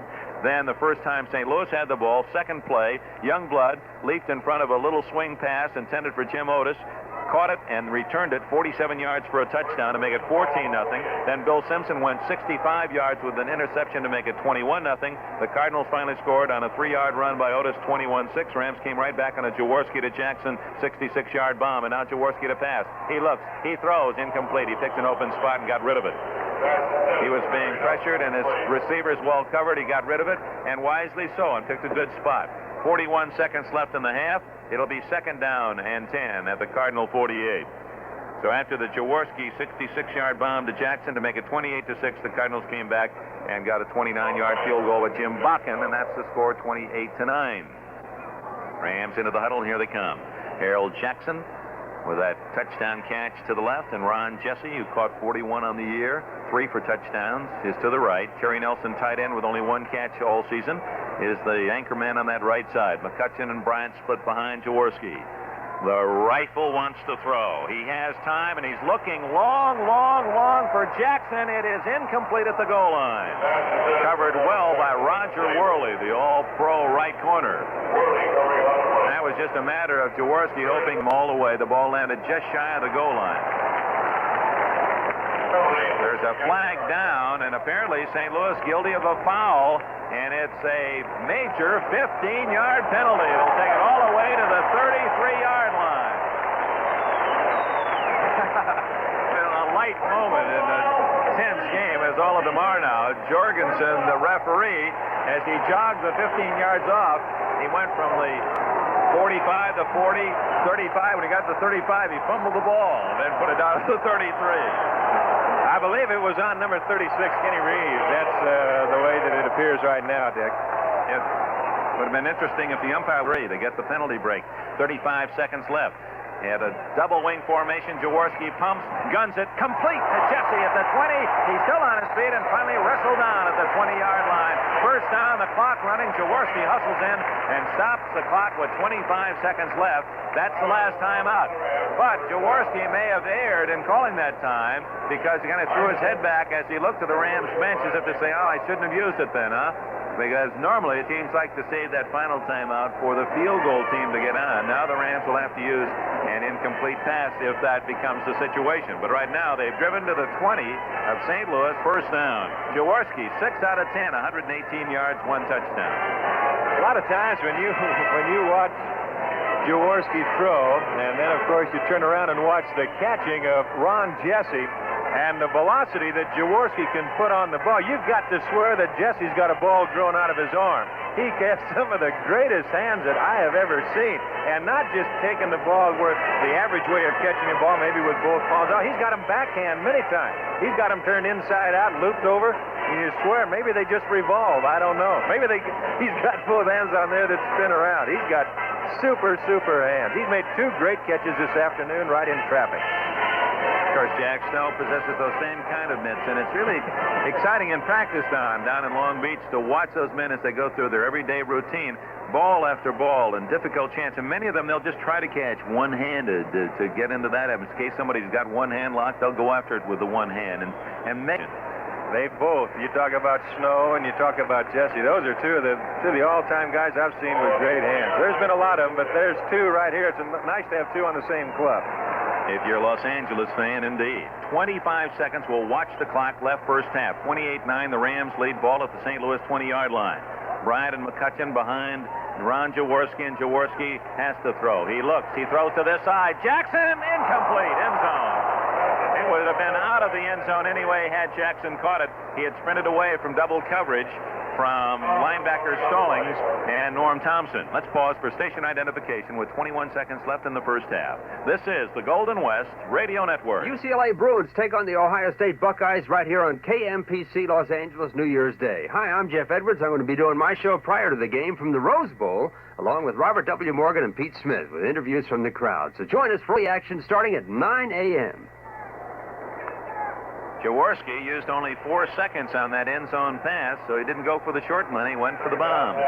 Scribner at right half, McCutcheon at left half back, Jesse left and Jackson right. Rams have no timeouts left, so they almost have to catch it in the end zone. Cardinals were offside. Jaworski to throw. He looks, he throws. Jackson, incomplete. Nice play by Norm Thompson, diving in front of Jackson at the last moment to smother the pass. But it appeared that left-hand Counsel Rudolph had fallen offsides, couldn't get back on his feet. That's a break for the Rams, and on the 5 yards, it'll get it to the 15-yard line. That time, Rudolph, he kind of looked like Bambi on ice, because if he could have got that big frame of his squared away, but he was off balance. He had one leg going east, the other one going west, and he just couldn't get his body movement going back east fast enough to get that leg out of there. Wasn't it? He looked like the final picture of a good baseball base stealer, as he's got that front foot on the bag and the trail leg out there behind him. He had that left foot right into the Rams' neutral area. 16 seconds left to match the number in the back of the Rams quarterback, who would like to get more. A 28-9 lead as we come to the end of this first half, and Jaworski's to throw from the 15. He swings it to McCutcheon, the right flat, complete at the 20, but they tackle him at the 12-yard line. They're not going to get a field goal off. 8-7-6. The field goal unit races on. 5, 4, 3, 2, 1, and there it is, the end of the first half. So that's what happens when you don't save that time out. There was no time for the Rams to get the field goal unit on, and it seemed an unwise choice by the young quarterback to go to the swing pass, but the Rams fans are forgiving. They like the score.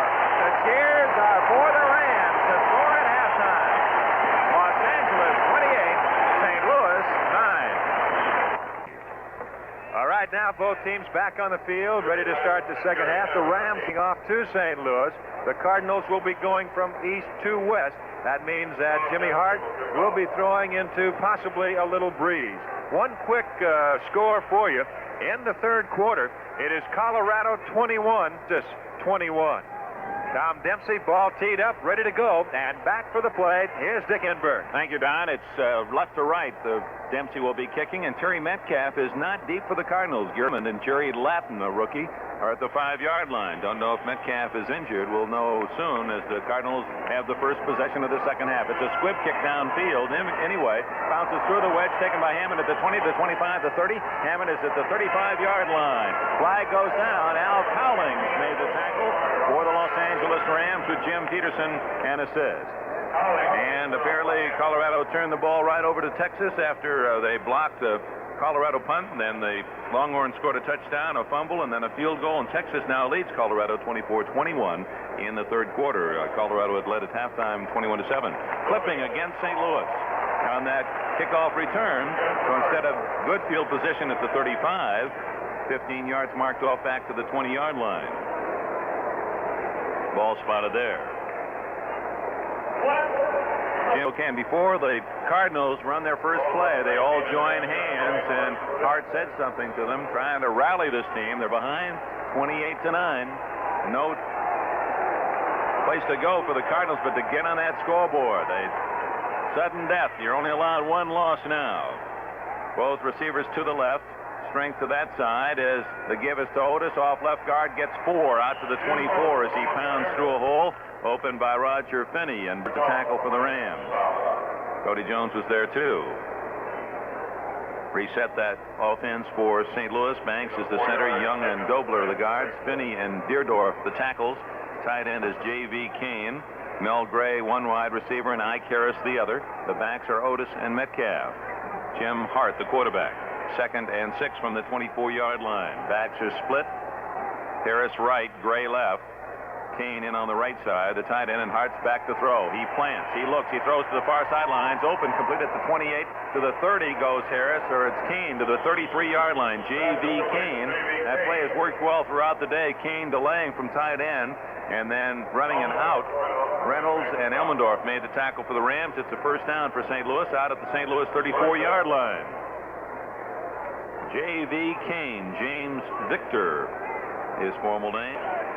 That was his 2nd of this game, and he dropped one that might have gone for a long gainer in that first quarter. Backs are split.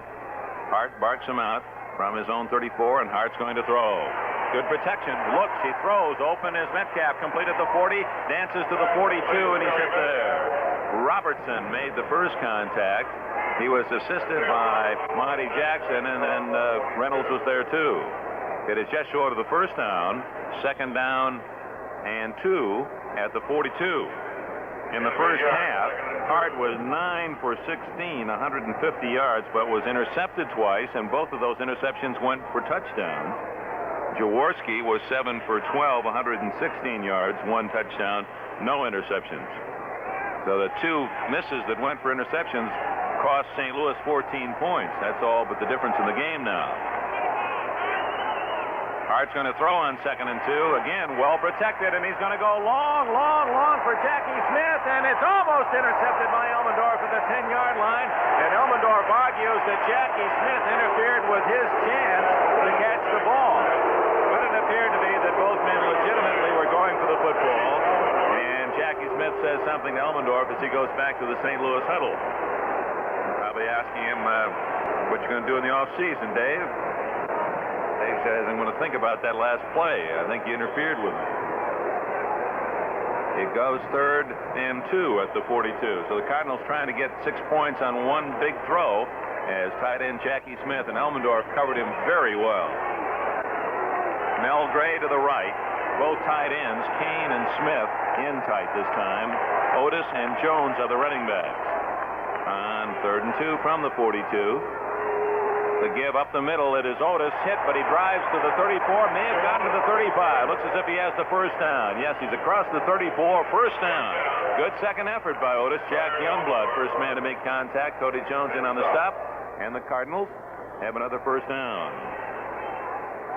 One would think that for Don Coryell's team that this first possession is so very important for them to get something on the board, just emotionally in a game that they trail 28-9. If they can get a touchdown, it's left half, and Otis at fullback. Gray right, and Harris to the left. Tight end is J.V. Kane, right side. Hart's going to throw. 5 men in the pattern again. Good protection over the middle. Wide open Metcalf. Complete at the 50. 45. Slips, gets back up at the 40, and he's all the way to the 37 of Los Angeles. Terrific Terry Metcalf of Cal State Long Beach. It appears that he just runs at right angles. The way he moves right and left, zigzagging his way downfield. Mighty elusive, and the Cardinals are on the move with 11:35 remaining in the third quarter, and the Rams in front 28-9. Dick, you got to figure right now about the only time that the Cardinals are going to put that ball maybe on the ground is when they need a short yardage first down or something like that. But that ball is going to be in the air. You can almost bet your house and lot on that in this second half. A lot of pressure on that pass defense, and the Rams pass rush not putting too much squeeze on Hart. The give is to Otis. He's hit at the 35 and falls at the 34, and the Rams came close to peeling that ball right out of his hand. Jack Reynolds had a shot at it. Monty Jackson made the tackle after Otis picked up about 3. 2nd down and 7 at the Ram 34-yard line. Otis goes out, and Steve Jones is in. Here come the Cardinals. They trail 28-9. 10:45 left in the third quarter. Gray to the left. Ike Harris to the left. Coach Keene, who comes in tight on the left side with Ike Harris wide right. Backs are split on 2nd and 7. Rams are offside. The give is to Metcalf, and he is hit by Jack Reynolds and dropped for a loss of the 36. But Jack Youngblood had moved offside. And the Cardinals will take the 5 yards on the penalty. Youngblood trying to beat his man off the ball, but he guessed wrong, and it'll cost the Rams 5 and nullifies an excellent play made by middle linebacker Jack Reynolds. Let's pause for station identification. This is the Golden West Radio Network. The UCLA Bruins take on the Ohio State Buckeyes in the Rose Bowl game right here on KMPC New Year's Day. And I'm the Winker, Wink Martindale. I'll be doing my show prior to the game from the Rose Bowl, along with Robert W. Morgan and Pete Smith, with interviews from the crowd. Join us for all the action. KMPC Los Angeles. 10:28 remaining in the third quarter. The Cardinals have it 2nd and 3. Make it 2nd and 2. Ball at the 29 of Los Angeles. First possession of the second half, the Cardinals trying to get on the board. They trail 28-9, and Hart is back to throw. He has 5 men out. He throws over the middle. Almost intercepted by Merlin Olsen, who reached up and fly-swatted it. On a similar play in the first quarter, Jack Youngblood caught a short pass, a swing pass, and went 47 yards for a touchdown. Terry Metcalf was the intended receiver, circling over the middle, and Olsen at the line of scrimmage, playing off any possible draw, waited for Hart to pull back and throw, and when he did, Olsen, springing in the air, got both hands on it and knocked it down. So it is 3rd down and a tough 2 yards to go for the Cardinals. They come into a tight formation with Jackie Smith on the right side, J.V. Kane on the left side. Only wide receivers Mel Gray wide to the left. Metcalf and Jones, the running backs, are split, and now the tight end on the left side. Kane splits away. Hart gives to Metcalf, sweeping right. He's got a hold at the 25. He's to the 20-yard line, the 19, and I believe we'll have a face mask penalty as well. Yes, we will. As Elmendorf rode down Metcalf, he got a piece of his face mask. It was Bill Simpson. So from the 19, they'll mark off 5 more, and that'll take it to the 14-yard line after the penalty. And the Cardinals have a first down. Face mask against Los Angeles. And so from the 19, it was unintentional. And so to the 14, they spot it, and the Cardinals, with 10:18 left in the third quarter, are only 14 yards away from a very important touchdown. Don? Rams football is brought to you by your Standard Chevron man. Save now and don't miss the special year-end sale on rugged Atlas SS radial tires. Right now at all Standard stations and most Chevron dealers. Here come the Cardinals out of the huddle. They send 2 men wide left, Gray and the tight end in the slot, Jackie Smith. Jones and Otis are the running backs as Metcalf is rested from the Ram 14. Hart gives to Otis up the middle. He's hit and drives to the 11-yard line in the hold of Merlin Olsen. A gain of 3 for Jim Otis, who is the NFC's leading rusher, 1,076 yards, but in the first half was held only 20 yards on 7 carries. Well, Lawrence McCutcheon, on 20 attempts, gained 118 yards. Less than 10 minutes left, so it's been a time-consuming drive for the Cardinals, who have it 2nd down and 7 at the Ram 11. 28-9 the score. Rams leading 21-0 at one point. Smith is slotted left with Gray wide left. Again, it's Otis and Jones, and they're all in the pattern. The throw is in the flat. Incomplete. Intended for Otis at the 15-yard line. The ball was thrown behind Otis because Cody Jones had rushed Jim Hart. Hart was sacked only 8 times all season. That tied the NFL record for the best protection a passer could receive in 14 games. But one of the reasons he isn't sacked often, he unloads that ball. He did then under pressure and threw errantly behind Otis. 3rd down conversions in the game. The Rams 1 of 4, Cardinals 4 of 7. It is 3rd and 7. This is a big opportunity for St. Louis, and the Rams would like to deny Jim Hart, who sets his line at the Los Angeles 11-yard line. He has Smith left and Gray right. Back he goes to throw. He's got time. Looking in the end zone. He throws. It's caught at the 2. And in for a touchdown goes Mel Gray. The Cardinals come up with a big 3rd down touchdown. 11-yard scoring pass from Jim Hart to Mel Gray, who went into the end zone, came back out, caught the ball at the 2, a quick spin, and went in untouched. Gray, who caught 48 passes during the year, 11 for touchdowns, gets a big score for St. Louis as they open this second half with a 80-yard drive in 11 plays. Here's a try for point by Bakken. It's up, and it's good. So, with 9:27 remaining in the third quarter, the score now reads Los Angeles 28, St. Louis 16. Continental Airlines presents Golden Tales of Hawaii. When Pele, the fire goddess, hurled down flames from her blazing volcano home, the ground rumbled, and the ancient Hawaiians were awestruck as her fiery outbursts created new land. When you come to Hawaii, you too will be awed as you view volcanic eruptions from a place of safety. But you will know, as did the ancient Hawaiians, that you have found the home of Pele because you are experiencing the only live volcano in America. Another example of how in Hawaii, the legends of the ancients become the reality you enjoy today. This has been another of Continental's Golden Tales of Hawaii. Continental flies 4 widebird DC-10s a day from Los Angeles to Hawaii for as little as $116 one-way tax extra. Continental Airlines, the proud bird with the golden tail. We really move our tail for you. The Cardinals needed 5.5 minutes to open the second half to drive 80 yards in 11 plays with hard-hitting Mel Gray, an 11-yard touchdown pass, and it's a 28-16 Ram lead as Bakken will kick it off toward the closed end of the Coliseum to Ron Jesse, who stands at the 5 in the center of the field. Willie McGee winged up on the right side and Cullen Bryant to the left. Bakken takes a very short run up, just 6 yards. And from the 35, he kicks it off. End over end. It's going to go to Bryant once again at the 8. Up the left side, 10, 15, 20. Bryant at the 25. He's to the 29. Now, the Cardinals have consistently kicked to Cullen Bryant. And Mark Arneson of Arizona lives in Tucson. Middle linebacker made the tackle. Right at the 30, they spotted first down Los Angeles as Ron Jaworski comes on the field. Joins his offensive. The Rams have seen the Cardinals score.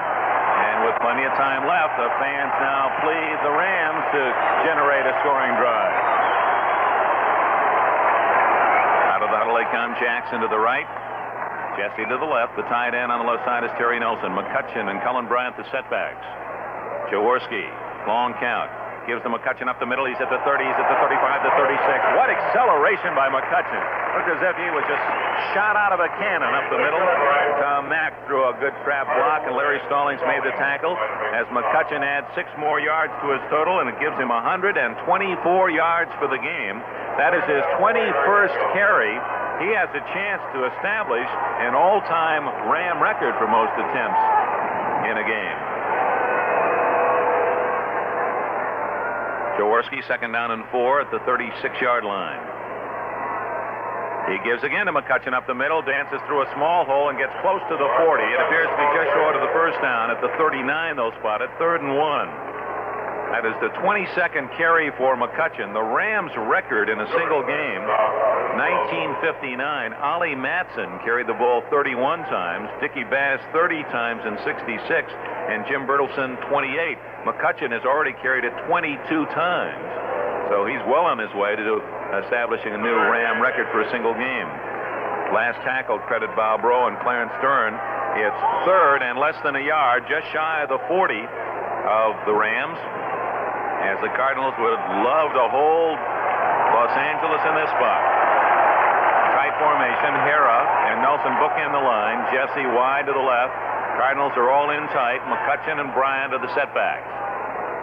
Jaworski's going to sneak it himself and dives to the 40, and I believe he has the first down. They're going to mark it across the 40, and that will be a Ram first down, as so signaled by the referee, Dick Jorgensen. That's a big play for the Rams, because if the Cardinals stop Los Angeles there, they have the momentum. Ball at the 40 and just across as the Rams huddle with a new set of 4 downs. Out of the huddle they come. Jackson to the left, Jesse to the right. Tight end Terry Nelson on the right side. McCutcheon and Scribner lined up behind Jaworski. 28-16 the score. The Rams lead. Jaworski a play action fake to Scribner. Throws it over the middle. Wide open is Nelson. 44, 45, 50. 45-40. He's to the 35-30 and out of bounds at the 28-yard line. And the Rams may have gotten away with a clip that was not seen. There's no flag down, but we saw somebody hit a Cardinal from behind. Ron Jesse blocked on one of the men about the 40-yard line from behind, but it was not detected. And the Rams have a first down at the 26-yard line of St. Louis on Terry Nelson's second reception of the year. He was wide open.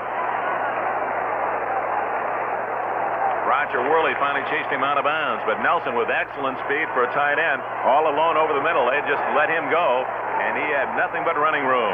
So the Rams now at St. Louis's 26. Jackson right, Jesse left. McCutcheon and Bryant the setbacks.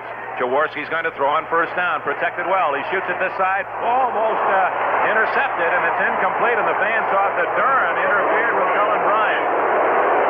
Duran came up and made contact as the ball arrived. The official on the spot said good defensive play. Rams football is brought to you by Budweiser. You want to know how to predict a great Rams game? Well, watch it with friends and a cold Budweiser. With a combination like that, well, how can you lose?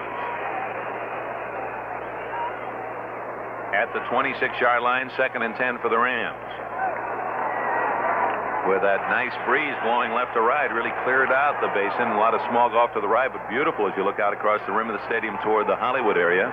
As Jaworski on 2nd and 10 gives on a draw to McCutcheon, hit in the backfield, breaks one tackle, stays on his feet, gets to the 25, the 24. McCutcheon got 2 yards after being bounced around in his own backfield by several St. Louis tacklers. Greg Hartle finally made the stop, the middle linebacker. Scribner comes out. Jack Snow goes in, so the Rams will use the 3-wide receiver offense with 7:15 remaining in the third quarter. Rams 28, St. Louis 16. Tom Dempsey starts to walk slowly along the sidelines as the Rams may call upon his services. Jackson wide right, Snow slotted right, Jesse to the left, only McCutcheon in the backfield. 3rd and 9 from the St. Louis 25.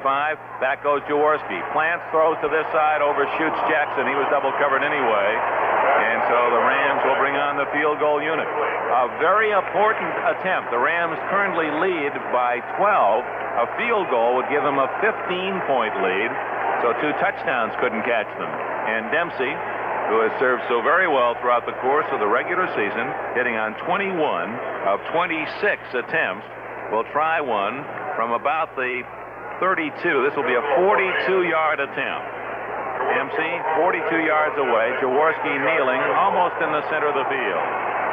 Cardinals bring up the 11 men on the line of scrimmage, 10+1. Both lines are set. Kicking toward the peristyle end. DeMarco with the snap. There it is. Jaworski spots it. The kick is up. It's high enough.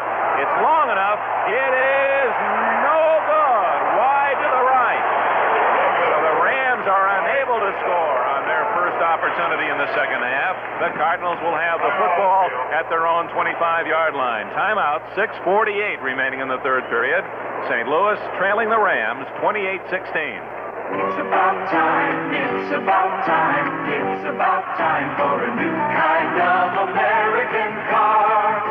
It's time for the Chevette Scooter, a special 2-passenger hatchback version of Chevy's new Chevette. Twin bucket seats, roomy rear deck, overhead cam engine, 4-speed transmission, rack and pinion steering, at a manufacturer's suggested retail price of $29.49, including dealer new vehicle preparation charge and California emission certification. Destination charge, available equipment, state and local taxes are additional. It's about time, it's about time, it's about time for a new kind of American car. It's about time for a new kind of car, and we got it. Chevette is a new kind of American car. It's a new kind of car, and we got it. Chevette is a new kind of American car.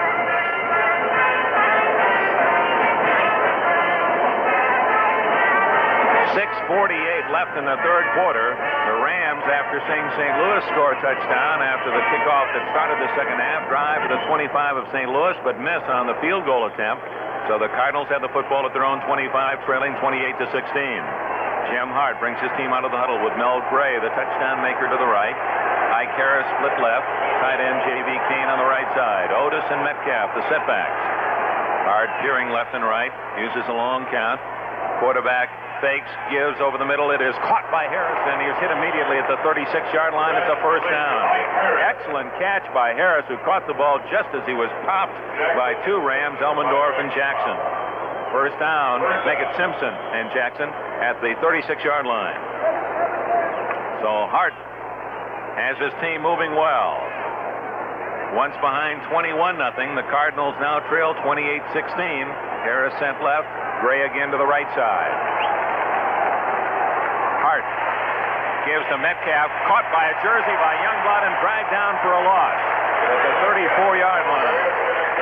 Youngblood just grabbed Metcalf by the number 21 on his back and hauled him down with one hand. Youngblood has been the outstanding defensive player in this game. Shift in the wind and some of that haze and smoke being blown in on the Coliseum. Boy, you appreciate what clean air is when you're caught with that shift. You're tough to breathe at the moment. Second down and 11 at the 34-yard line. A passing situation. The Rams loosen it up a bit.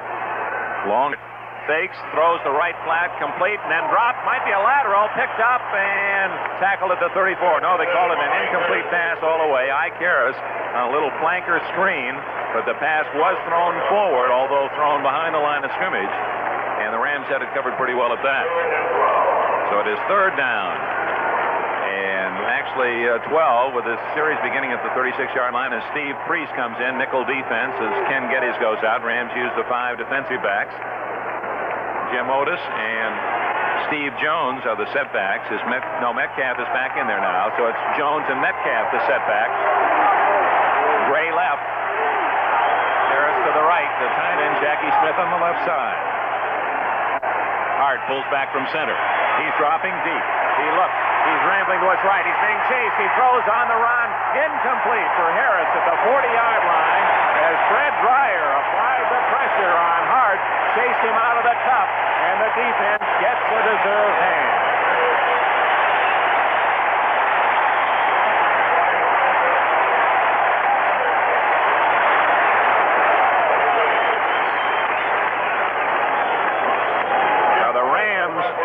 The pressure, and Hart, forced out of the cup, was racing toward the far sidelines with Dreyer in hot pursuit, and Hart's hurried throw incomplete.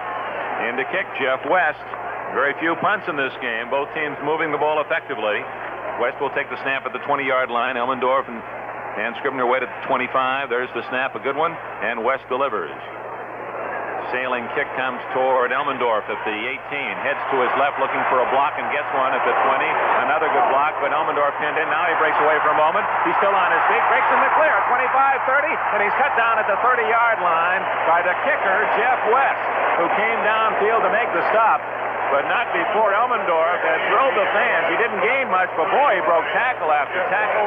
And finally it was West himself who saved what could have been a long return. Timeout, 5:06 remaining in the third quarter with the score. Rams 28, St. Louis 16. You know, for just $2 a month, you could have Bank of America right in your pocket.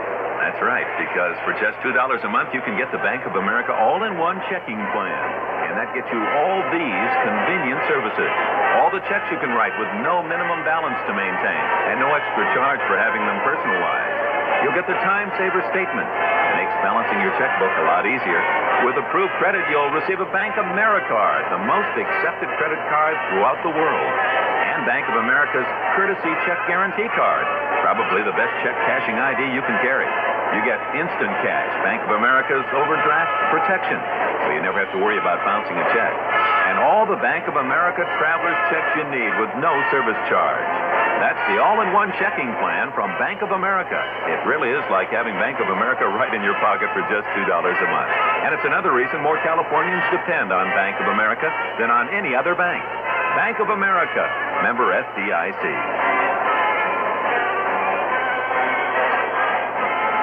Our spotter Al Wistert enjoying Johnny Boudreau's rendition of Hail to the Victors, the Michigan fight song. But now it's to Los Angeles, and the Rams football first down at their own 30, leading 28-16 with 5 minutes left in the third quarter. Jaworski gives to McCutcheon, sweeping right, has a block on the corner. It's 30, 35, and dumped hard at the 36 as Greg Hartle, the middle linebacker, rode him down from behind. McCutcheon carrying again, and he's got 5 yards plus. Mack and Bryant through the blocks.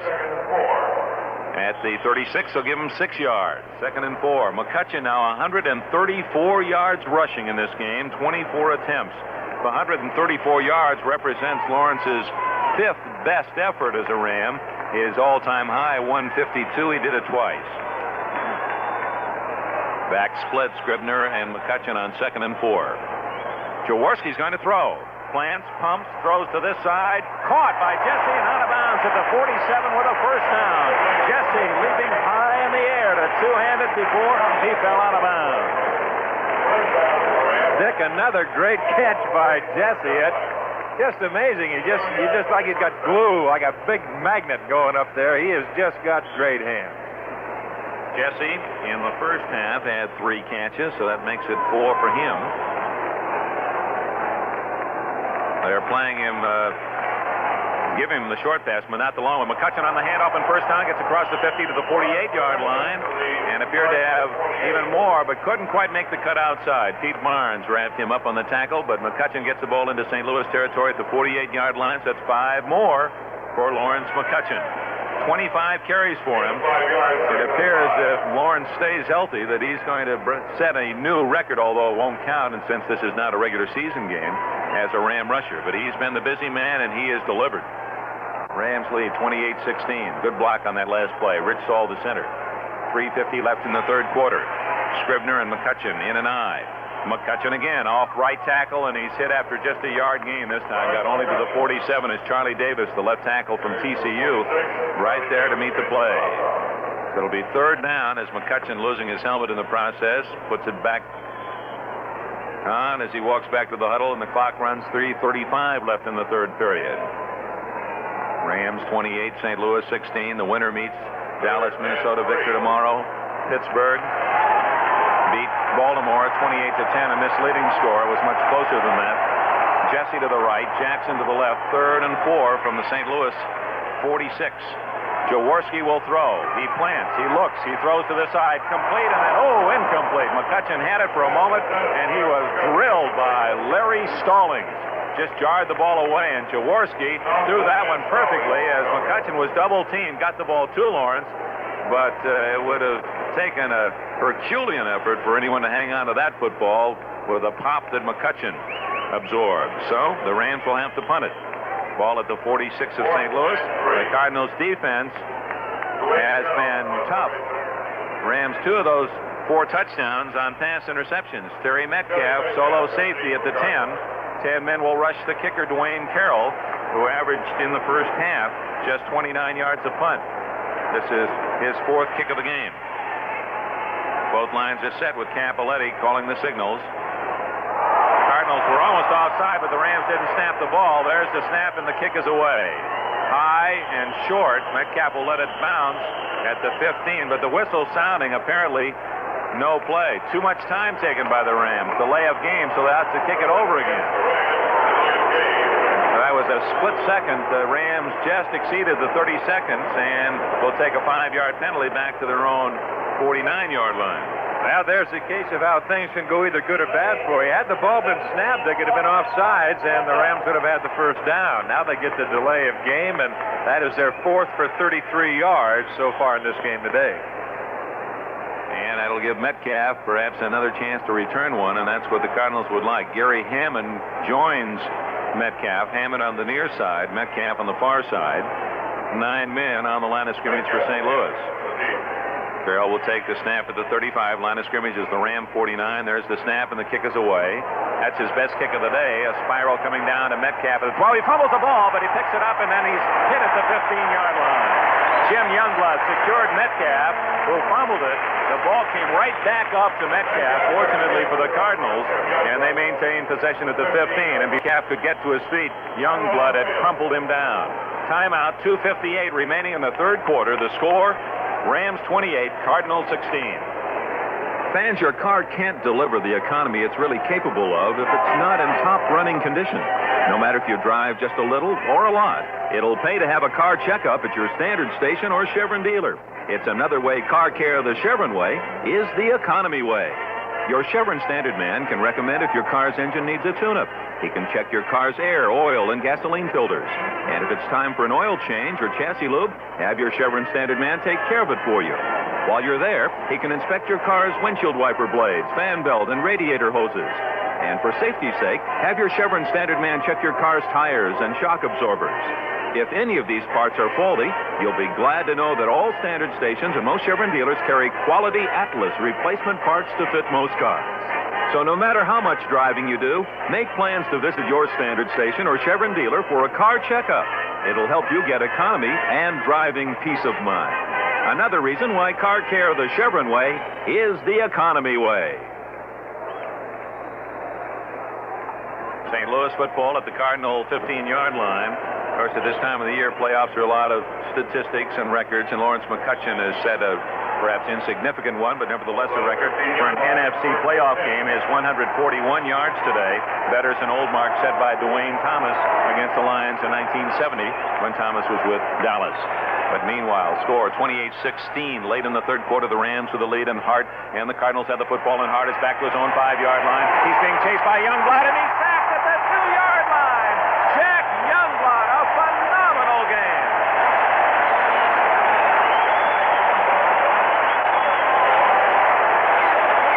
Jim Hart, who was sacked only 8 times in 14 regular season games, but he couldn't get away from that hound who plays the left end position of the Rams, Jack Youngblood, who has been all over the field for the Rams today.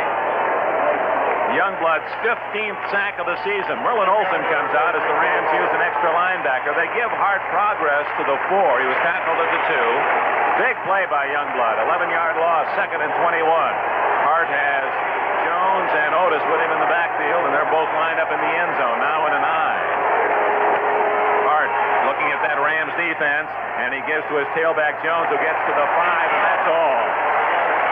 Jim Youngblood there to shoulder down the ball carrier, Steve Jones. It'll be 3rd and 20 for St. Louis with 2:10 left in the third quarter. I guess if a coach could dream for the nicest thing to happen to him in a football game, it would be a first down sack of the opposing quarterback, because that first down is so critical. You lose it down and you lose yardage. The Rams loosen their pass defense on 3rd and 20. Hart under center. Will he gamble with big yardage yet? No, he gives on a draw up the middle. Goes Jones to the 10, the 15. He's to the 20. He spins to the 20, and he's down there. Elmendorf made the tackle along with Monty Jackson. And, of course, the Rams gave that draw play 15 yards, but it's still 4th down and 5, and the Cardinals will have to kick. Youngblood and company get the hand.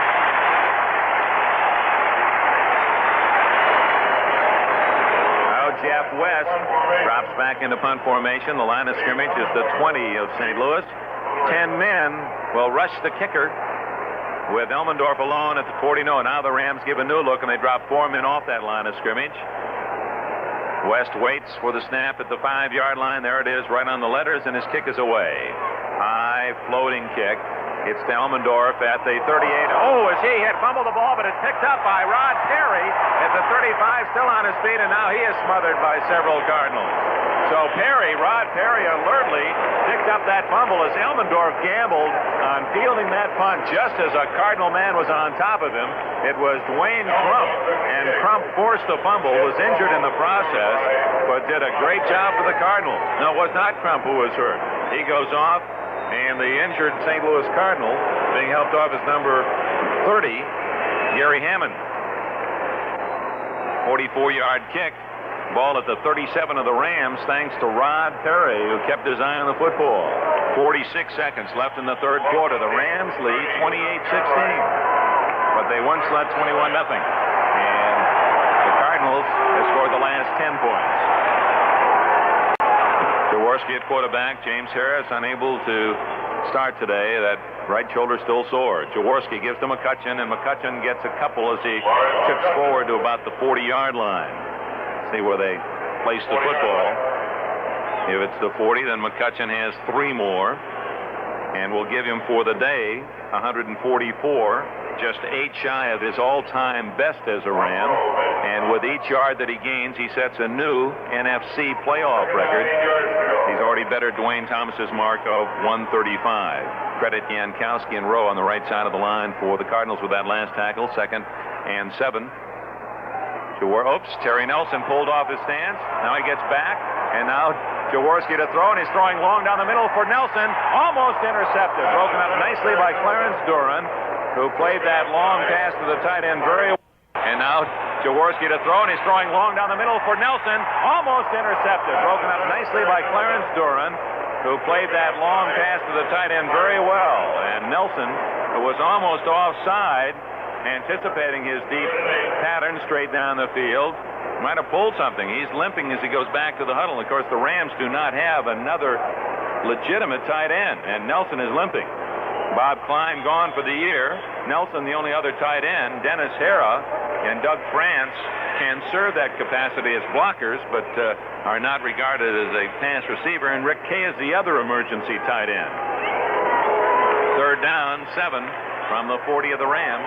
3 seconds left in this 3rd quarter in the Coliseum. McCutcheon and Bryant split behind Jaworski. Jackson left, Jesse right, and Jaworski will throw. He plants, he looks, he throws far side. Great catch by Harold Jackson at the 43. He one-handed the ball in traffic.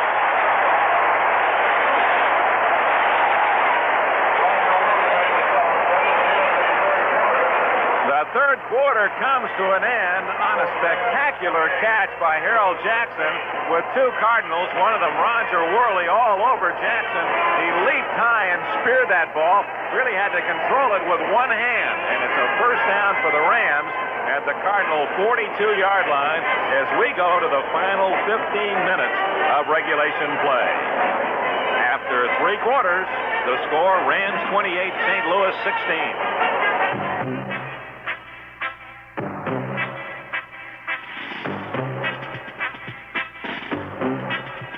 When you say bud, you've said a lot of things nobody else can say. A lot of things. Like the kind of pride that won't accept compromises with quality. The kind of pride that's made Budweiser the king of beers. The kind of pride that gives Budweiser a taste that speaks for itself. Hear it talking? When you say bud, you say you care enough to only want the king of beers. The largest selling beer in the world. And believe me, you can taste why. When you say Budweiser, you've said it all. Here at the Coliseum, the final 15 minutes of 1975 for somebody, either the Rams or the St. Louis Cardinals. As the scoreboard shows, Los Angeles 28, the St. Louis Cardinals 16. We're going to pause for station identification. This is the Golden West Radio Network. The UCLA Bruins take on the Ohio State Buckeyes right here on KMPC Los Angeles New Year's Day. Hi, I'm Jeff Edwards. I'm going to be doing my show prior to the game from the Rose Bowl, along with Robert W. Morgan and Pete Smith, with interviews from the crowd. So join us for all the action starting at 9 a.m.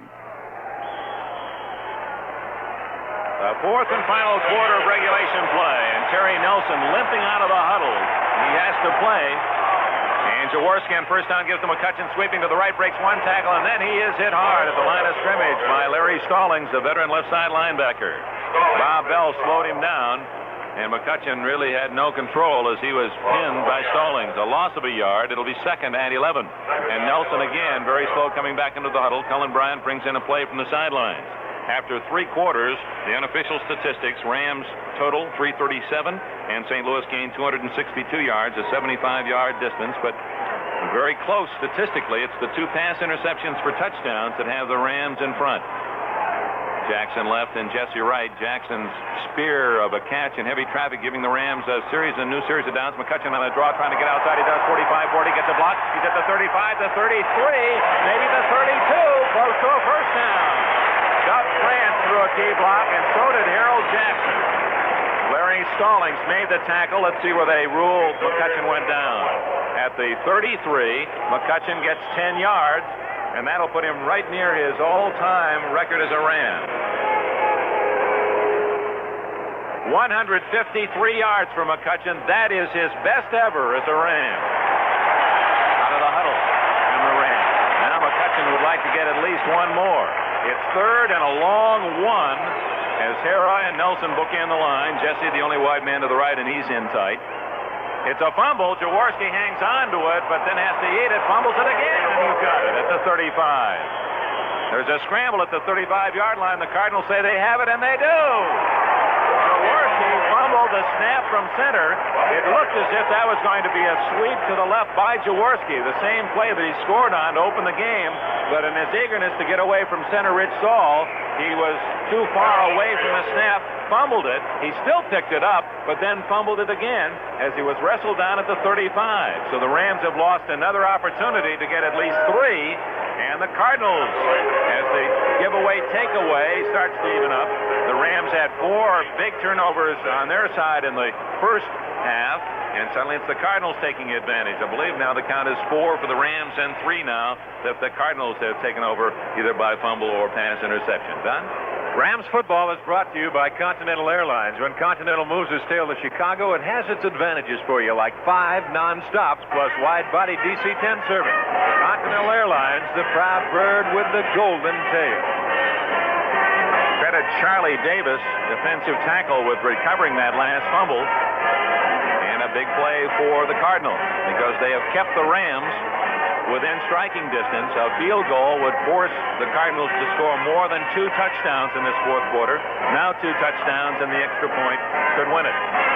Interesting statistic. Ron Grossman has been calculating the success of each team on first down. The Rams in this game have averaged 9 yards on first down. The Cardinals, good enough, 6.3.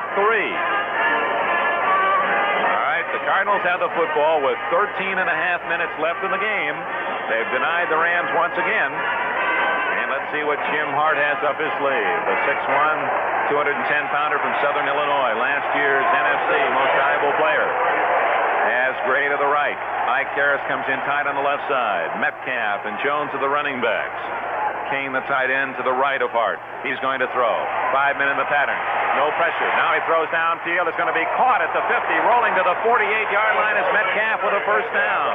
He was covered downfield by Jack Reynolds, but it's a first down for the Cardinals as Metcalf out of the backfield and angling toward the far sidelines on Hart with a perfect throw under pressure. And Merlin Olsen leaping in front of him. Cody Jones was in there too. And Metcalf with good hands to make that catch. As a first down at the Ram 47-yard line, and the Birds are flapping their wings again. Here they come. Less than 13 minutes left in the game. Rams 28, St. Louis 16. At the Ram 47-yard line. Both wide receivers to the right. Harris in the slot with Gray far right. Kane on the left side. Hart gives up the middle to Otis. Otis at the 35, 45, and all the way to the 41-yard line before he's tripped up by Merlin Olsen, with Simpson securing the stop. But good gain on first down of about 6. Make it closer to 7 yards. It'll be second and a long 3 as Metcalf, rested for one play, comes back into the St. Louis huddle. The clock shows 12:18 left in regulation play. Rams 28, St. Louis 16. The Rams have not scored in the second half. The Cardinals have a touchdown from Hart to Gray. The first possession, and Hart is back to throw, and he is looking long. Flag is down. The long pass incomplete, intended for Ike Harris, and I believe the Cardinals were caught holding. Here's the signal. Yes, sir, holding St. Louis.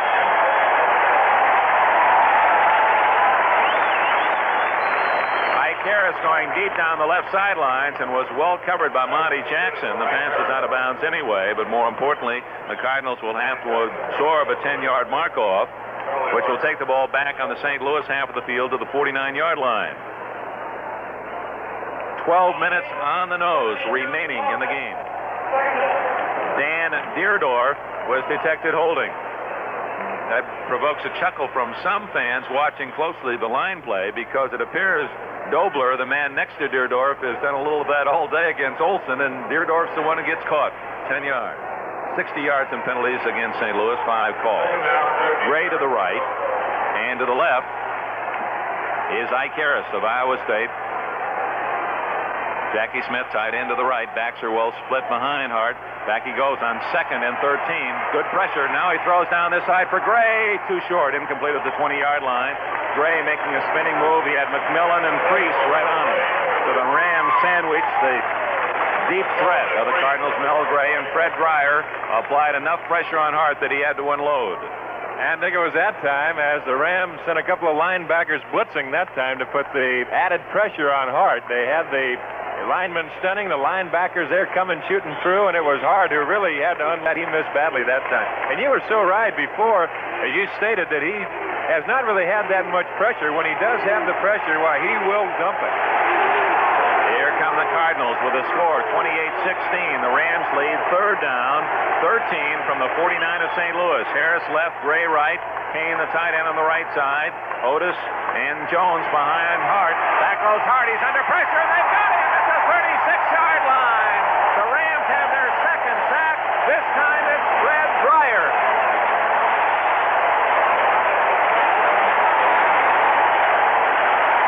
Now Hart, who was sacked 8 times all year, tastes that bitter pill for the 2nd time in this game.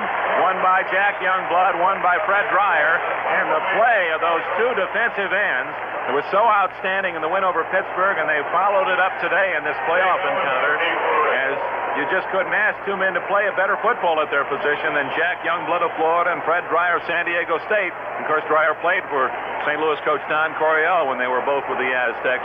Those 2 men have just been standouts for the Rams. 10 men on the line of scrimmage with Elmendorf staring into the setting sun, standing back at the Ram 20. The snap is to West. He kicks the ball from the 26, and he hits a good one.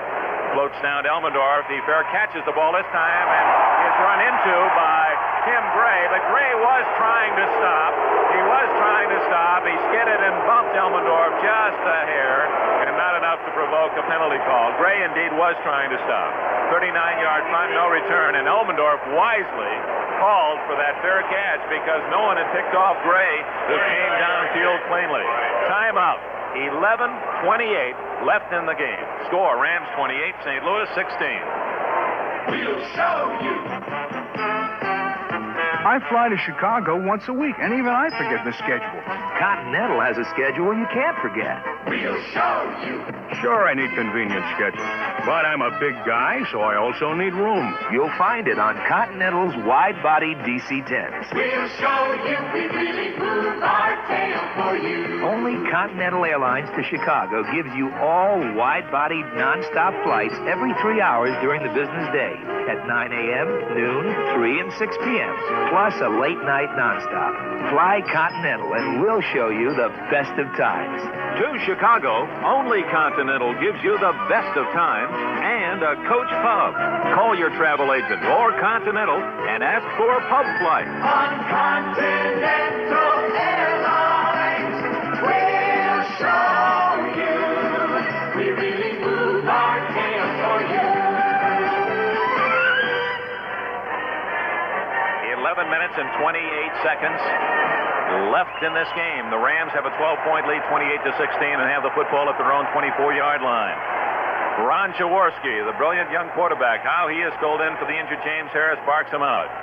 He spins and gives to his man, McCutcheon, at the 20 to 25. McCutcheon is to the 30-yard line, and McCutcheon reels off 6 more yards. That gives him 159 yards today on his 30th carry. 30 carries for McCutcheon as he approaches a Ram record, although, as we indicated, not a regular season game, so it will have an asterisk. But Ollie Matson, with 31 carries, is the only man to ever wear a Ram uniform to haul the ball more in one game than McCutcheon has in this one. Less than 11 minutes left at 2nd down and 4 at the 30-yard line. Jackson left and Jesse right. Nelson, the injured tight end on the right side. Jaworski gives to McCutcheon again, sweeping to the left at the 30. He's outside at the 35. He's to the 38-yard line. McCutcheon ties Ollie Matson's mark on his 31st carry, and he reels off another good game. Rob Scribner and Harold Jackson through the blocks. McCutcheon has 168 yards. Roger Worley made the stop from right corner. More importantly, the Rams have 4 more downs in which they can chew up time. 10:25, 10:24, 10:23 left. both sidelines and the crowd watching that electronic monster closely, and the Rams are able to use it to their advantage at the moment. Jesse left and Jackson right. Tight end Nelson to the left to Jaworski. McCutcheon at fullback. And it's Bryant at right half, and Jaworski's going to throw. Flag is down. Pass is complete to Bryant at the 40. He's tackled at the 45. But I believe the Rams were guilty of a hold. Larry Stallings made the tackle. The penalty flag down at the line of scrimmage. Personal foul is against St. Louis. Bob Bell apparently with an illegal arm slap as he rushed the passer. So the Rams will take the play and the penalty. They get both. So give Jaworski the completion plus 15 all the way to the St. Louis 40-yard line. So with 10 minutes and 2 seconds left, Bob Bell, the defensive left end, hammering his way in against the blocker. I believe it was John Williams that he hit. And that cost 15 yards tacked on the end of the completed pass. It was Williams and Bell who were going at it a little while ago, and I think there's just a carryover, Dick. First down at the St. Louis 40. The Rams would like to get at least a field goal out of this drive. 10 minutes left in the game. They give up the middle. McCutcheon, a good hold. Fumble the ball at the 36. Who's got it? St. Louis says they have, and if they do, they've stopped the Rams again in St. Louis territory. It's a big pileup. No signal yet by the officials as they carefully unpile men from both sides, and one of the Rams down there trying to dig and scrape and pull it away. Who's got it? They finally get to the last two men. Is it a white jersey or a blue jersey that has it? You'll hear a roar if it's a Ram recovery. There'll be basic silence if it's St. Louis. What's the signal? St. Louis. Boy, there was some real scratching for the ball underneath, and the Cardinals' Bob Rowe was able to recover. So the Rams suddenly having trouble hanging on to the football. They fumbled 3 times in this second half as McCutcheon, as he was racing through a big hole, somebody just stripped it away, just picked it out of his hand from the side, and it was Bob Rowe did it. So the Cardinals see the Rams move downfield but fumble again, and with 9:57 left, the defense of the Rams called upon once again to stop Jim Hart. Final Bluebonnet, Texas 38, Colorado 21. Both wide receivers to the right, Gray and Harris. Wide split, Metcalf and Otis behind Hart. The give is to Metcalf up the middle. They corral him. He fumbles the ball. It's loose, and Metcalf recovers his own fumble at the 36-yard line. Metcalf down on the ground was able to reach out with one hand and draw the ball back into his own grasp. After he had fumbled, no one really hit him. He just lost the ball trying to make one of those tricky moves. Isaiah Robertson was the closest Ram at the 36-yard line, no gain. 2nd and 10, the clock runs. 9.5 minutes left in the game as Geddes comes out, and the Rams choose Steve Priest as a 5th defensive back. Hart sets his line. Gray right, Harris left, tight end Jackie Smith. Jones and Otis the setbacks. Hart a long count with 9:15 left in the game. Hart has trouble holding the snap. Flips it out in the right flat to the tight end Smith, who is tackled immediately for a loss by Dave Elmendorf. Elmendorf came sprinting up from strong safety to hit Smith as he caught the ball, and it is a loss of a yard back. Well, let's see. They may have gotten it back to the 36. They did call it no gain. So it is 3rd and 10 from the 36-yard line. 8:49. The clock continues to run. 3rd down. Cardinals have been more successful than the Rams. Cardinals 5 out of 11. Rams have converted 2 of 8. Big 3rd down with 8:35 left in the game. Harris to the right, Gray to the left. Rams with the 5 defensive backs. Metcalf not in there. Jones and Otis both in the pattern as Hart retreats to throw. He's got time. He throws out of the backfield. Incomplete at the 41-yard line to Steve Jones. On the coverage was Isaiah Robertson, and the Rams defense has held. Youngblood applied pressure on Hart, and the defense gets still another ovation.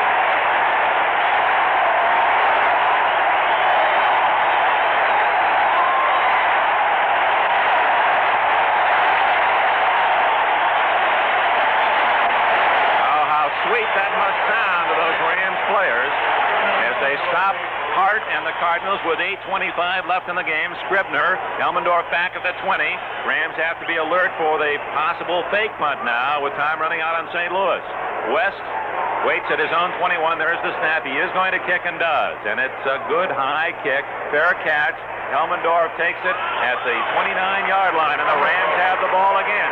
So the Rams have fumbled a couple of times late in this game, but have been able to call upon that rugged defense to hold St. Louis.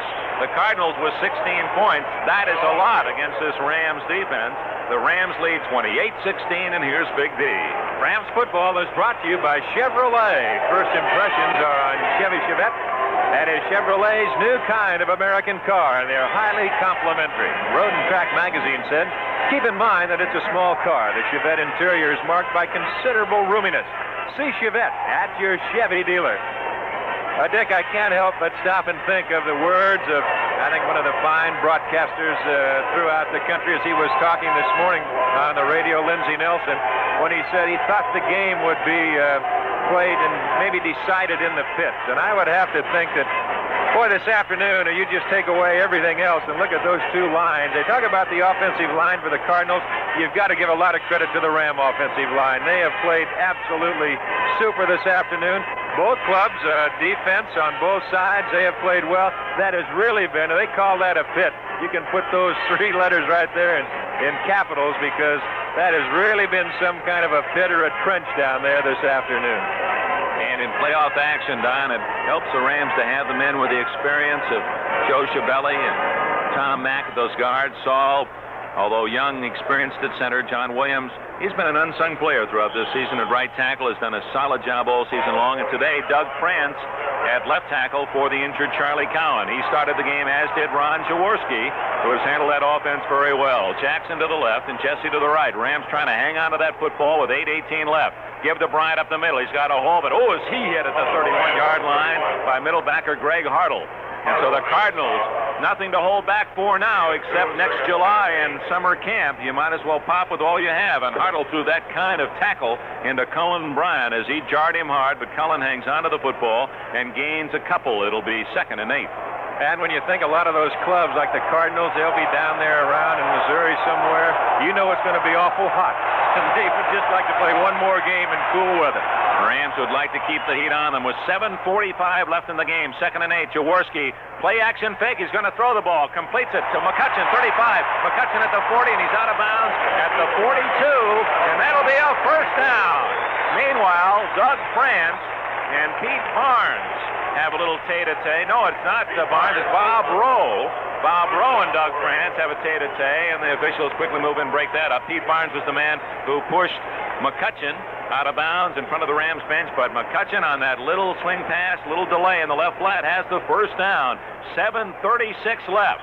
12 for 20 for Ron Jaworski, who started the game with a 50% completion average. He's completed passes for 203 yards today. Jaworski brings his team out of the huddle. 7:36 left. Jesse left and Jackson right. McCutcheon, the workhorse, setting a new Ram record for most carries in a game. Lined up behind Jaworski.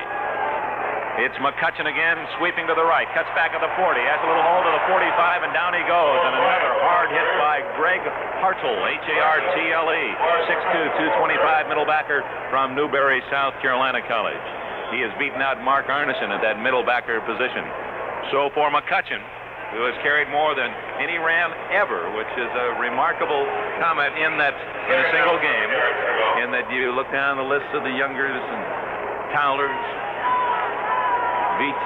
Smiths, the Ron Wallers, and all the rest. Ollie Matson has now carried 33 times, 174 yards at 2nd down and 7 at the 45 with 6:56 left in the game. Jaworski hands off this time to Scribner. Hit at the line of scrimmage, and down he goes at the 46-yard line. Ron Jankowski slashing in from his defensive end position. Made a good, solid hit on Scribner. And true to the Coryell image, the coach of the Cardinals, his team hitting harder perhaps now, Don, than they have the entire game. They're really attacking voraciously and viciously. Well, you know, Dick, it's kind of like just as each club has their last breath, and the Cardinals right now are trying to take that last gasp out of the Rams because they're down to theirs as far as the points are concerned. They need the ball. 28-16 the score, 6 minutes and 20 seconds left in the game. Ball at the Ram 46, and Jaworski, play action fake, is going to throw. Plants throws out of the backfield, complete to McCutcheon, drops the ball, recovers it, incomplete pass. He did not have possession, says the official. At the 49 of St. Louis, it would have been very close to a first down. That pass does two things for St. Louis. 1 brings up 4th and 6, and the Cardinals are going to get the ball. 2 stops the clock, and they're going to need every one of those they can down the stretch. 28-16 the score. 6 minutes, 10 seconds left. Of course, the clock will be stopped as soon as the Cardinals end this next play. Change of possession. Mel Gray is the deep man for the Cardinals inside the 15. 10 men on the line of scrimmage, and here they come. Carroll's kick is away. Wobbly boot toward the near sidelines and goes out of bounds around the 24 of St. Louis. That's right, on the 24-yard line. So no return for the Cardinals as Carroll aimed it out of bounds. 30-yard kick.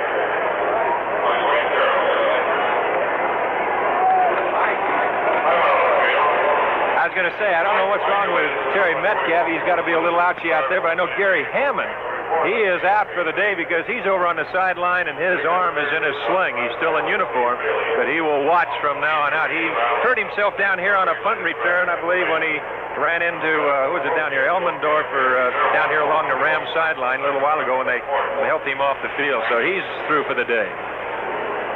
The winner this afternoon will play next Sunday, so they'll have an extra day's preparation time and healing time.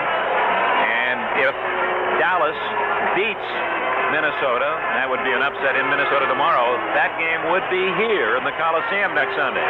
If Minnesota, as expected, is victorious over the young Cowboys, then the winner of this game will play at the Metropolitan Stadium in Bloomington, Minnesota. 6 minutes and 4 seconds left. That's it. 12 points the difference in the game. Done. Rams football is brought to you by Bank of America. Even the most careful budget can prepare you for the roof that springs a leak or the car battery that fails. But Bank America can help you pay for some of life's unpleasant little surprises. Once again, that is Bank America. Thus far in the game, the Rams have denied the Cardinals the big bomb. That's something that was in the plan. Hart has been sacked twice. He has Otis and Steve Jones in the backfield with him, with Harris right and Mel Gray to the left, and Hart's going to throw. Back he goes. He's got time. Throws over the middle. Almost intercepted. He is intercepted on a deflection. Bill Simpson at the 40. Simpson at the 45. And that could do it. The Rams have their third interception today as Bill Simpson picks off his second, and it was Youngblood who applied the pressure. The pass intended for Mel Gray. Jack Reynolds tipped the ball. It was Reynolds who made the play, tipped it downfield, and Simpson then caught it off his fingertips and returned to the 36-yard line of St. Louis. Third interception for the Rams, and they have the ball in Cardinal territory at the 36-yard line.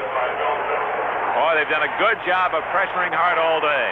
Now, Jaworski says, hang on to the football, man. Simpson, who had 6 interceptions during the regular season, comes up with 2 today and 1 for a touchdown. Give to McCutcheon. Sweep left. Cut back. 35.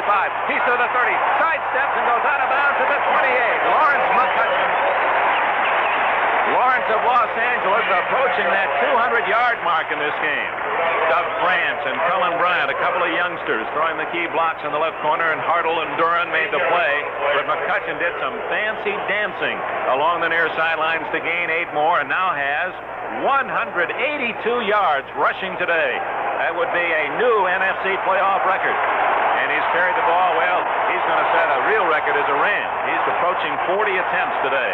Double wing for the Rams. Scribner and Nelson left, both wide receivers to the right. McCutcheon lined up in back of Jaworski on 2nd and 3. It's McCutcheon again. Sweep left, 30, cuts back. He's to the 26, and he's pinned there close to a first down by 3 Cardinals. Ken Reeves came up from strong safety to make the first contact, and each time McCutcheon is hit, you just hope that he's able to roll back on his feet, and he does, and slowly goes toward the huddle as Dennis Herrick comes in, and they will have a timeout for a measurement with 5:43 left in the game.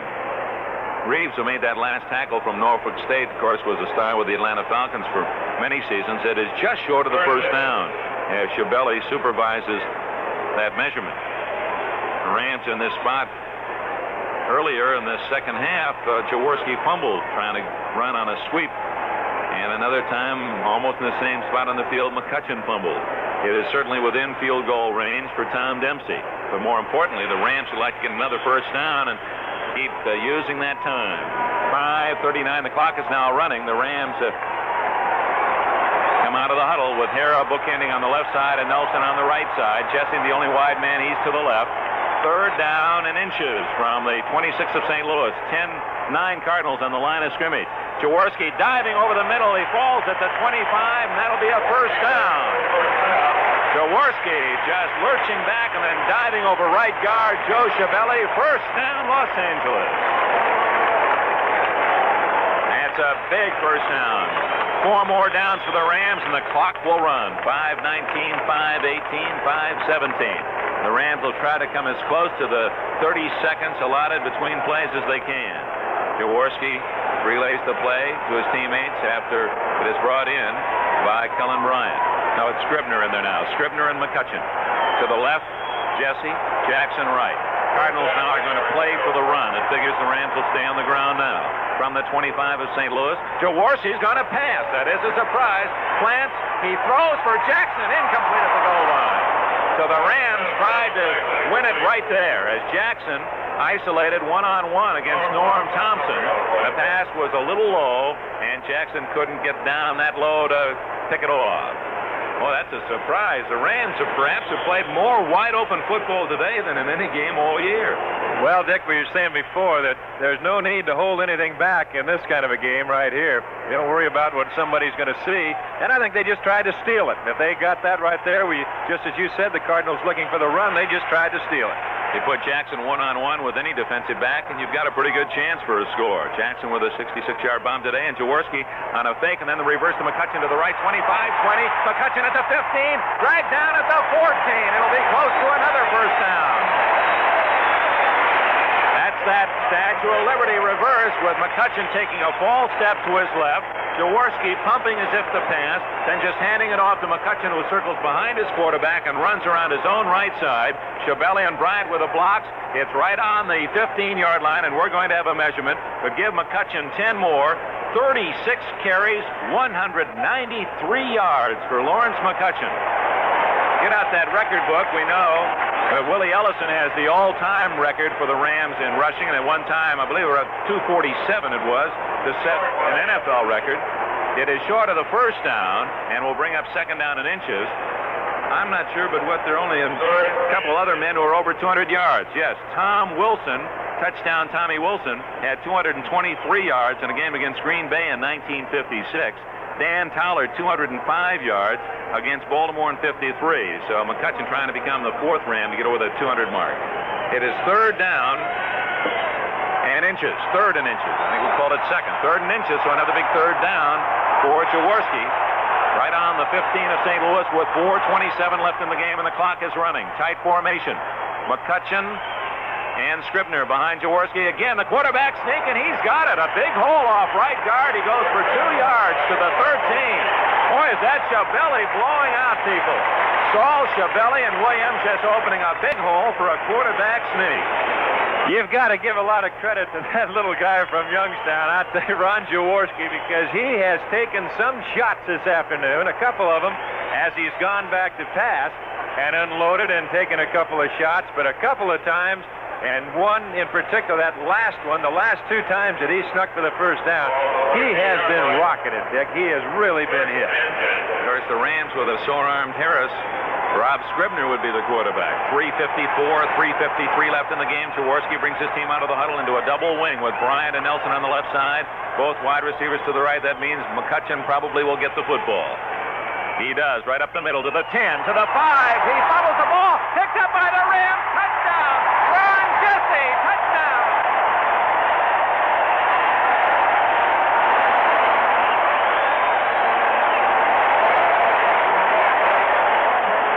McCutcheon got the first 8 yards, was hit at the 5 by Larry Stallings. The ball just jumped out of McCutcheon's hands, picked up by Ron Jesse on the first bounce, and Jesse went prancing into the end zone for the touchdown, and the Rams now have a big lead with only 3:39 left. Ron Jesse with a fumble recovery for a touchdown. Here's the try for point. Tom Dempsey out of Jaworski's hole. The Rams lead at 34-16 as Dempsey sights the upright. Both lines are set. DeMarco snap is a bit high, but fielded by Jaworski, and Dempsey pumps one through. It's good. And with 3:39 left in the game, we'll pause for station identification. The score, Rams 35. And the St. Louis Cardinals slowly walking off the field 16. And this is the Golden West Radio Network. The Rams, for the second straight year, will now play for the NFC Championship next Sunday against either Minnesota there or Dallas here. In either case, you can hear it right here at 710 on your dial, KMPC, Los Angeles.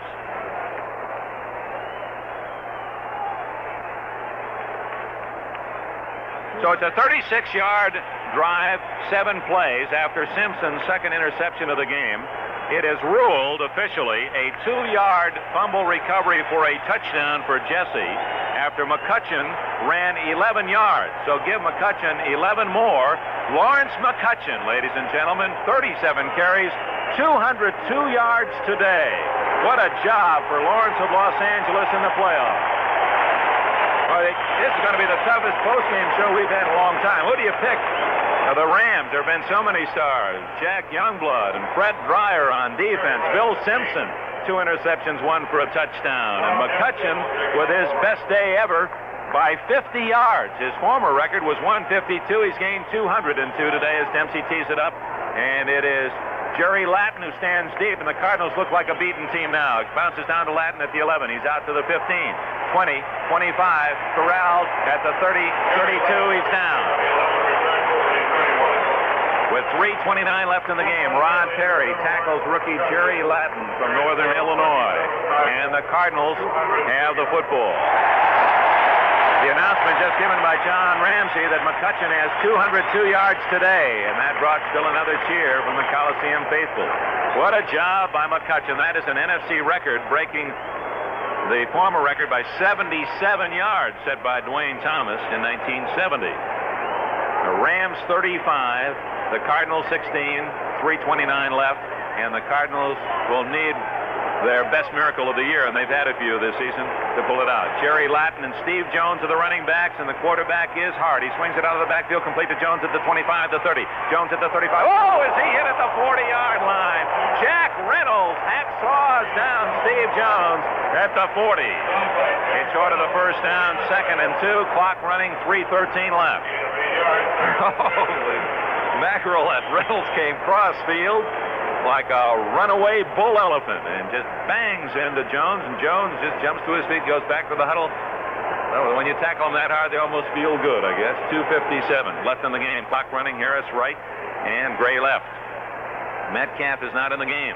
Otis and Jones, the running backs, and back goes Jim Hart. He plants, he throws. It is incomplete, intended for Jones at the Ram 40-yard sideline. Couldn't quite get his hands on it. 2:46 left as the clock is stopped. The Rams using their vaunted defense to take the early lead as they established a 21-0 advantage early in the second quarter with the first touchdown, a time-consuming ground drive of 79 yards with the opening kickoff, Jaworski scoring from 5 yards out. But the next 2 scores on interceptions, Jack Youngblood 47 yards, Bill Simpson 65 yards. Those the 2 key plays, the difference in this game. Back goes Hart. He looks, he's under pressure, ducks under it, fires complete over the middle to Latin at the 45, the 50, and down he goes at the 49, and he just ducked down with Geddes there to ready to brace and really hit him. So that's a first down at the 49. The clock continues to run. 2.5 minutes left. Cardinals have 3 timeouts left, but they seem in no hurry to get back into the huddle. It's a beaten team. The Rams lead at 35-16. Rams with 26 first downs. The Cardinals have just picked up their 18th. Out of the huddle, Hart slowly walking up behind his center, Tom Banks. Otis and Jones the setbacks. Harris right, Gray left. Back goes Hart to throw, backpedaling and looking. He throws the far side. Incomplete. Intended for Jones. He overshot Jones. And a couple of Rams covering well, Elmendorf and Robertson, with 2:05 left in the game, and the clock stopped. Hart today has thrown 33 times. He's completed 18 for 247 yards, but he's had 3 intercepted, and 2 of those went for touchdowns. It's been an aggressive and a very alert Ram defense. The Rams have won so often this year with the defense, and it appears that will be the case again today. Harris to the right. That's not to take a thing away from Ron Jaworski's field generalship and the excellent running of Lawrence McCutcheon. Back goes Hart. He's pressured. He swings it complete to Otis at the 48, the 50, the 45 down the sidelines, 40, 35, and he's hit out of bounds at the 32-yard line by Bill Simpson as the 2-minute warning is given. Timeout, 1:58 left in the game with a score at the Coliseum. Los Angeles 35, St. Louis 16. Here's an important announcement from Chevrolet. Now, through the end of December, your Chevrolet dealer is doing something he hardly ever does at this time of year. He's having a sale, a Monza Town Coupe sale. Right now, Chevrolet is making it possible for you to enjoy special savings on all Monza Town Coupes in stock as of the 1st of December and delivered on or before December 31st. So if you've been thinking about buying a new car after the holiday rush is over, you just might want to consider pushing things up a little to take advantage of this unusual special event. With its formal roofline and dressy interior, the Monza Town Coupe is one of America's more distinguished small cars. You'll look good driving it and feel good about all the extra money you saved on this already sensibly priced car. Get down to your Chevy dealers as quickly as you can. Take advantage of this special opportunity to buy a Chevy Monza Town Coupe. Right now, there's a good selection of sale cars in stock. 1:58 left. The Rams 35, St. Louis 16. The Rams' victory today would put them in the NFC Championship game a week from tomorrow, January 4th, against the winner of tomorrow's Dallas-Minnesota game. If the Vikings win, game will be in Minnesota. But if Dallas wins, the game will be in the Coliseum. We'll give you the ticket information right after this next play. It's first down, St. Louis at the 33. A draw play to Latin to the 30, and he's hit at the 29 by Jack Reynolds, holding his ground. Clock running 1:51, 1:50. The Cardinals have not called a timeout yet. 1:47, 1:46. They're not going to huddle. So we'll wait for that ticket information. There's a confusion, too many backs in there, and finally Otis leaves the field, and now time is called. So with 1:37 left, time called. They're going to respot the ball. It was a yard too far away. It's now down to 29. Clock starts to wind up again. 3 men rushing Hart, who's back to throw. He looks, he pumps, he throws to this side, complete to Jones, 32, 30, 25, hit by one man to the 20. He's all the way to the 19-yard line with 1:22 left in the game. Cardinals appear as if they're not going to call a time. 1:16, 1:15. And they work without a huddle. And here comes Otis coming in late the other way. Now he gets his helmet put on and strapped. And with 1:05, 1:04 left, Hart's back to throw on first down. Under pressure, dumps it off, complete to Latin at the 20. He's to the 15, the 10, breaks a tackle, gets to the 6-yard line before the Rams can pin him with 54 seconds left. And Hart's going to call time with 52. 52 seconds remaining in the game. The Cardinals have it first and goal at the Rams' 6-yard line. Okay, if Dallas beats Minnesota tomorrow, and I would just guess there'll be a few folks out here in the West that'll be rooting for that possibility. If Dallas does beat Minnesota, the game will be in the Coliseum a week from tomorrow. Tickets for that game would go on sale tomorrow. Well, you'll know it's a morning game at 3 in the afternoon. 3 in the afternoon at the Rams box office, 10271 West Pico Boulevard, and the Sports Arena box office. Beginning Monday, tickets would also be available at all mutual agencies in Southern California. So if Dallas wins tomorrow, you can buy your tickets as early as 3 tomorrow afternoon at either the Rams box office at West Pico or the Sports Arena box office. And then on Monday, you can buy your tickets either at those two spots or at all mutual agencies in Southern California. And I'm sure the Rams, to a man, would verbalize their feelings about the crowds the last 2 weeks and how they have been more than inspirational. The crowds have made a big difference. They do, that home field advantage, and the Rams fans certainly with great support in the win against the Steelers last week, and they came out rooting for the Rams against the Birds today. 52 seconds remaining, and then this one is over. The Rams have a commanding 35-16 lead. And they've made the big plays today. 2 interceptions for touchdowns. Another interception by Simpson led to the last Ram touchdown. And Jaworski's first pro touchdown pass was a big one. He found Harold Jackson on a 66-yard play that made it 28-6 in the second quarter. The ball is spotted just inside the 7. First and goal for St. Louis. They have 2 timeouts left. Don't know if Metcalf is hurt, but he's not played in this last series. Latin and Otis are the running backs with Gray wide right, Smith and Harris bookend the line. Hart back to throw. Screens it complete in the left flat at the 10 to the 5 to the 3-yard line. Goes Otis, and he almost fumbled. Tackle made on the far side by Bill Simpson. Oh, as he played a game. Bill Simpson, and Hart uses his second timeout with 44 seconds remaining and goes to visit with his coach across the way, Don Coryell. Coryell, like Chuck Knox in his third season, lost in the first round last year, the playoffs. Rams won in the first round, then defeated at Minnesota. And it seems as if you can almost set your calendar for the Rams on a late December date or January date in Minnesota. Rams hope that won't be the case. They'd like to host the Cowboys. That'd be a nice way to finish the season. The Rams opening the preseason with that impressive 35-7 win over Dallas. And then they were really hit with a big upset on the opening game of the regular season when Dallas beat them 18-7. They'd like to have a chance to win the rubber game. But first, the Cowboys must beat Minnesota, and we all know how tough the Vikings are in the cold. Hart has 289 yards passing, 22 completions in this game. The ball is at the 3, second and goal. 44 seconds remaining, 1 timeout left for the Cardinals. Gray, the only wide receiver in the game. He's to the right. Latin and Otis are the running backs. Hart uses a long count, and he rolls back to pass. Rolling to his right, looking in the end zone. He throws for Latin, incomplete. No flag. Geddes was covering Latin. The pass was misfired anyway. 39 seconds left. 3rd and goal at the 3. In with a play from the sidelines comes Steve Jones. The Rams looking for their 13th win of this year and a step closer to the Super Bowl. After today, 1 more win and they go to Miami.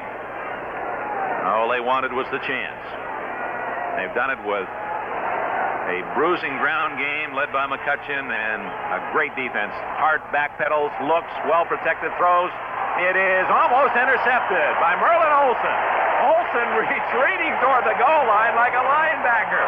Olsen saw the play develop, and with all the sagacity that comes with 14 years in this league, he drifted back a couple of yards and threw up his arms and batted down a pass, and it appeared that the intended receiver was wide open. J.V. Kane for a touchdown. Could be that's one of those times that Dobler and pushing Olsen around pushed him right back into the pass pattern. I don't know. Mike Marienthal, our spotter, saw it that way. So it's 4th and goal at the 3, and the Rams would like to wrap it up by denying the Cardinals this touchdown. The give is to Jones. He's at the 2 to 1, the touchdown. Steve Jones on a draw play scores as Hart goes to the running game and gets the touchdown with 31 seconds left. That was an interesting call. A lot of players pointing at each other at this game, and that was an interesting call. A lot of players pointing at each other at this game, and this is a time where there are a lot of feelings bruised on that St. Louis side, and the Rams certainly don't want to take any bad licks either. And so there are some verbal challenges being sent back and forth. 11 plays, 68 yards for the touchdown as Steve Jones scores his 3rd touchdown of the year. Worley to hold for Bakken. The kick is up, and the kick is good. So that makes it 35-23, the Rams leading. And 31 seconds left, and everyone will brace themselves now for the onside kick.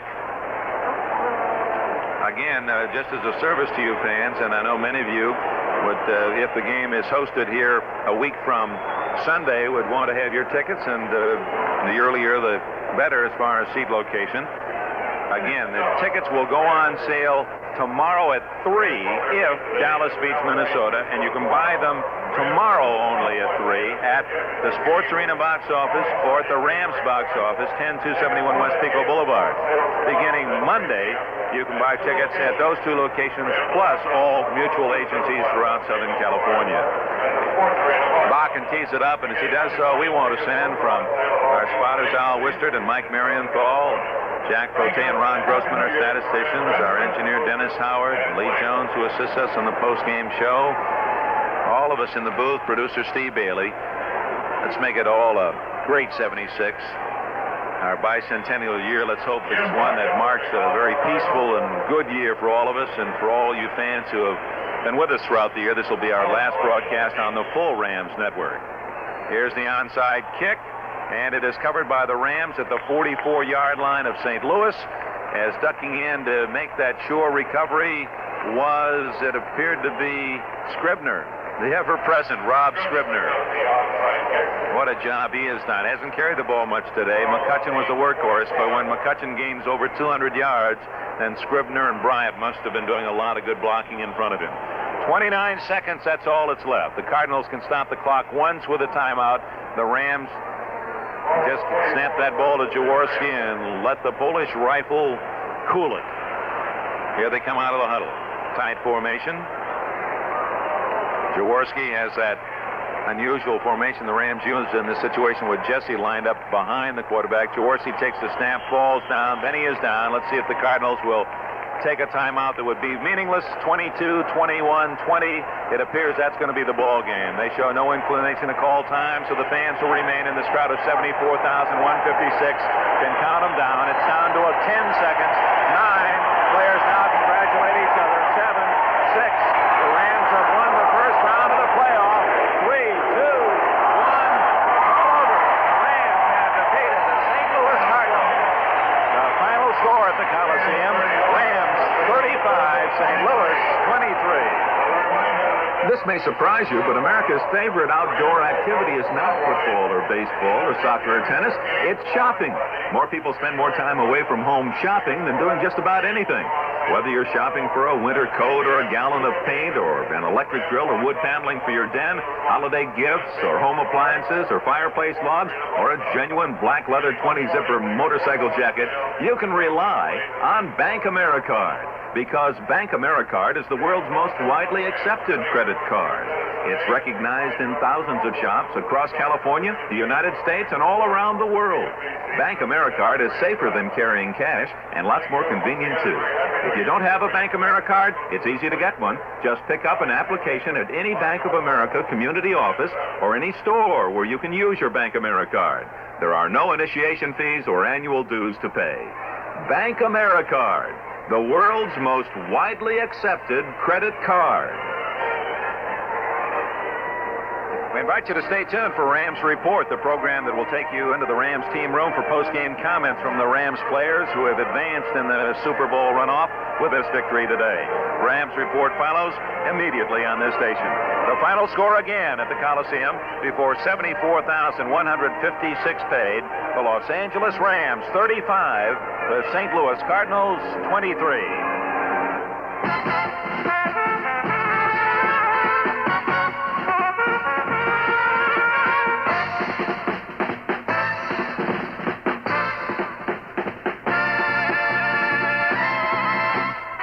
Los Angeles Rams football is brought to you by the men along the Chevron Way, who remind you that proper car care now helps avoid expensive repairs later. Car care the Chevron Way is the economy way. By Anheuser-Busch Incorporated, Los Angeles, brewers of Budweiser, Michelob, and Busch. When you say Budweiser, you've said it all. By Continental Airlines, the proud bird with a golden tail. When you fly Continental, they really move their tail for you.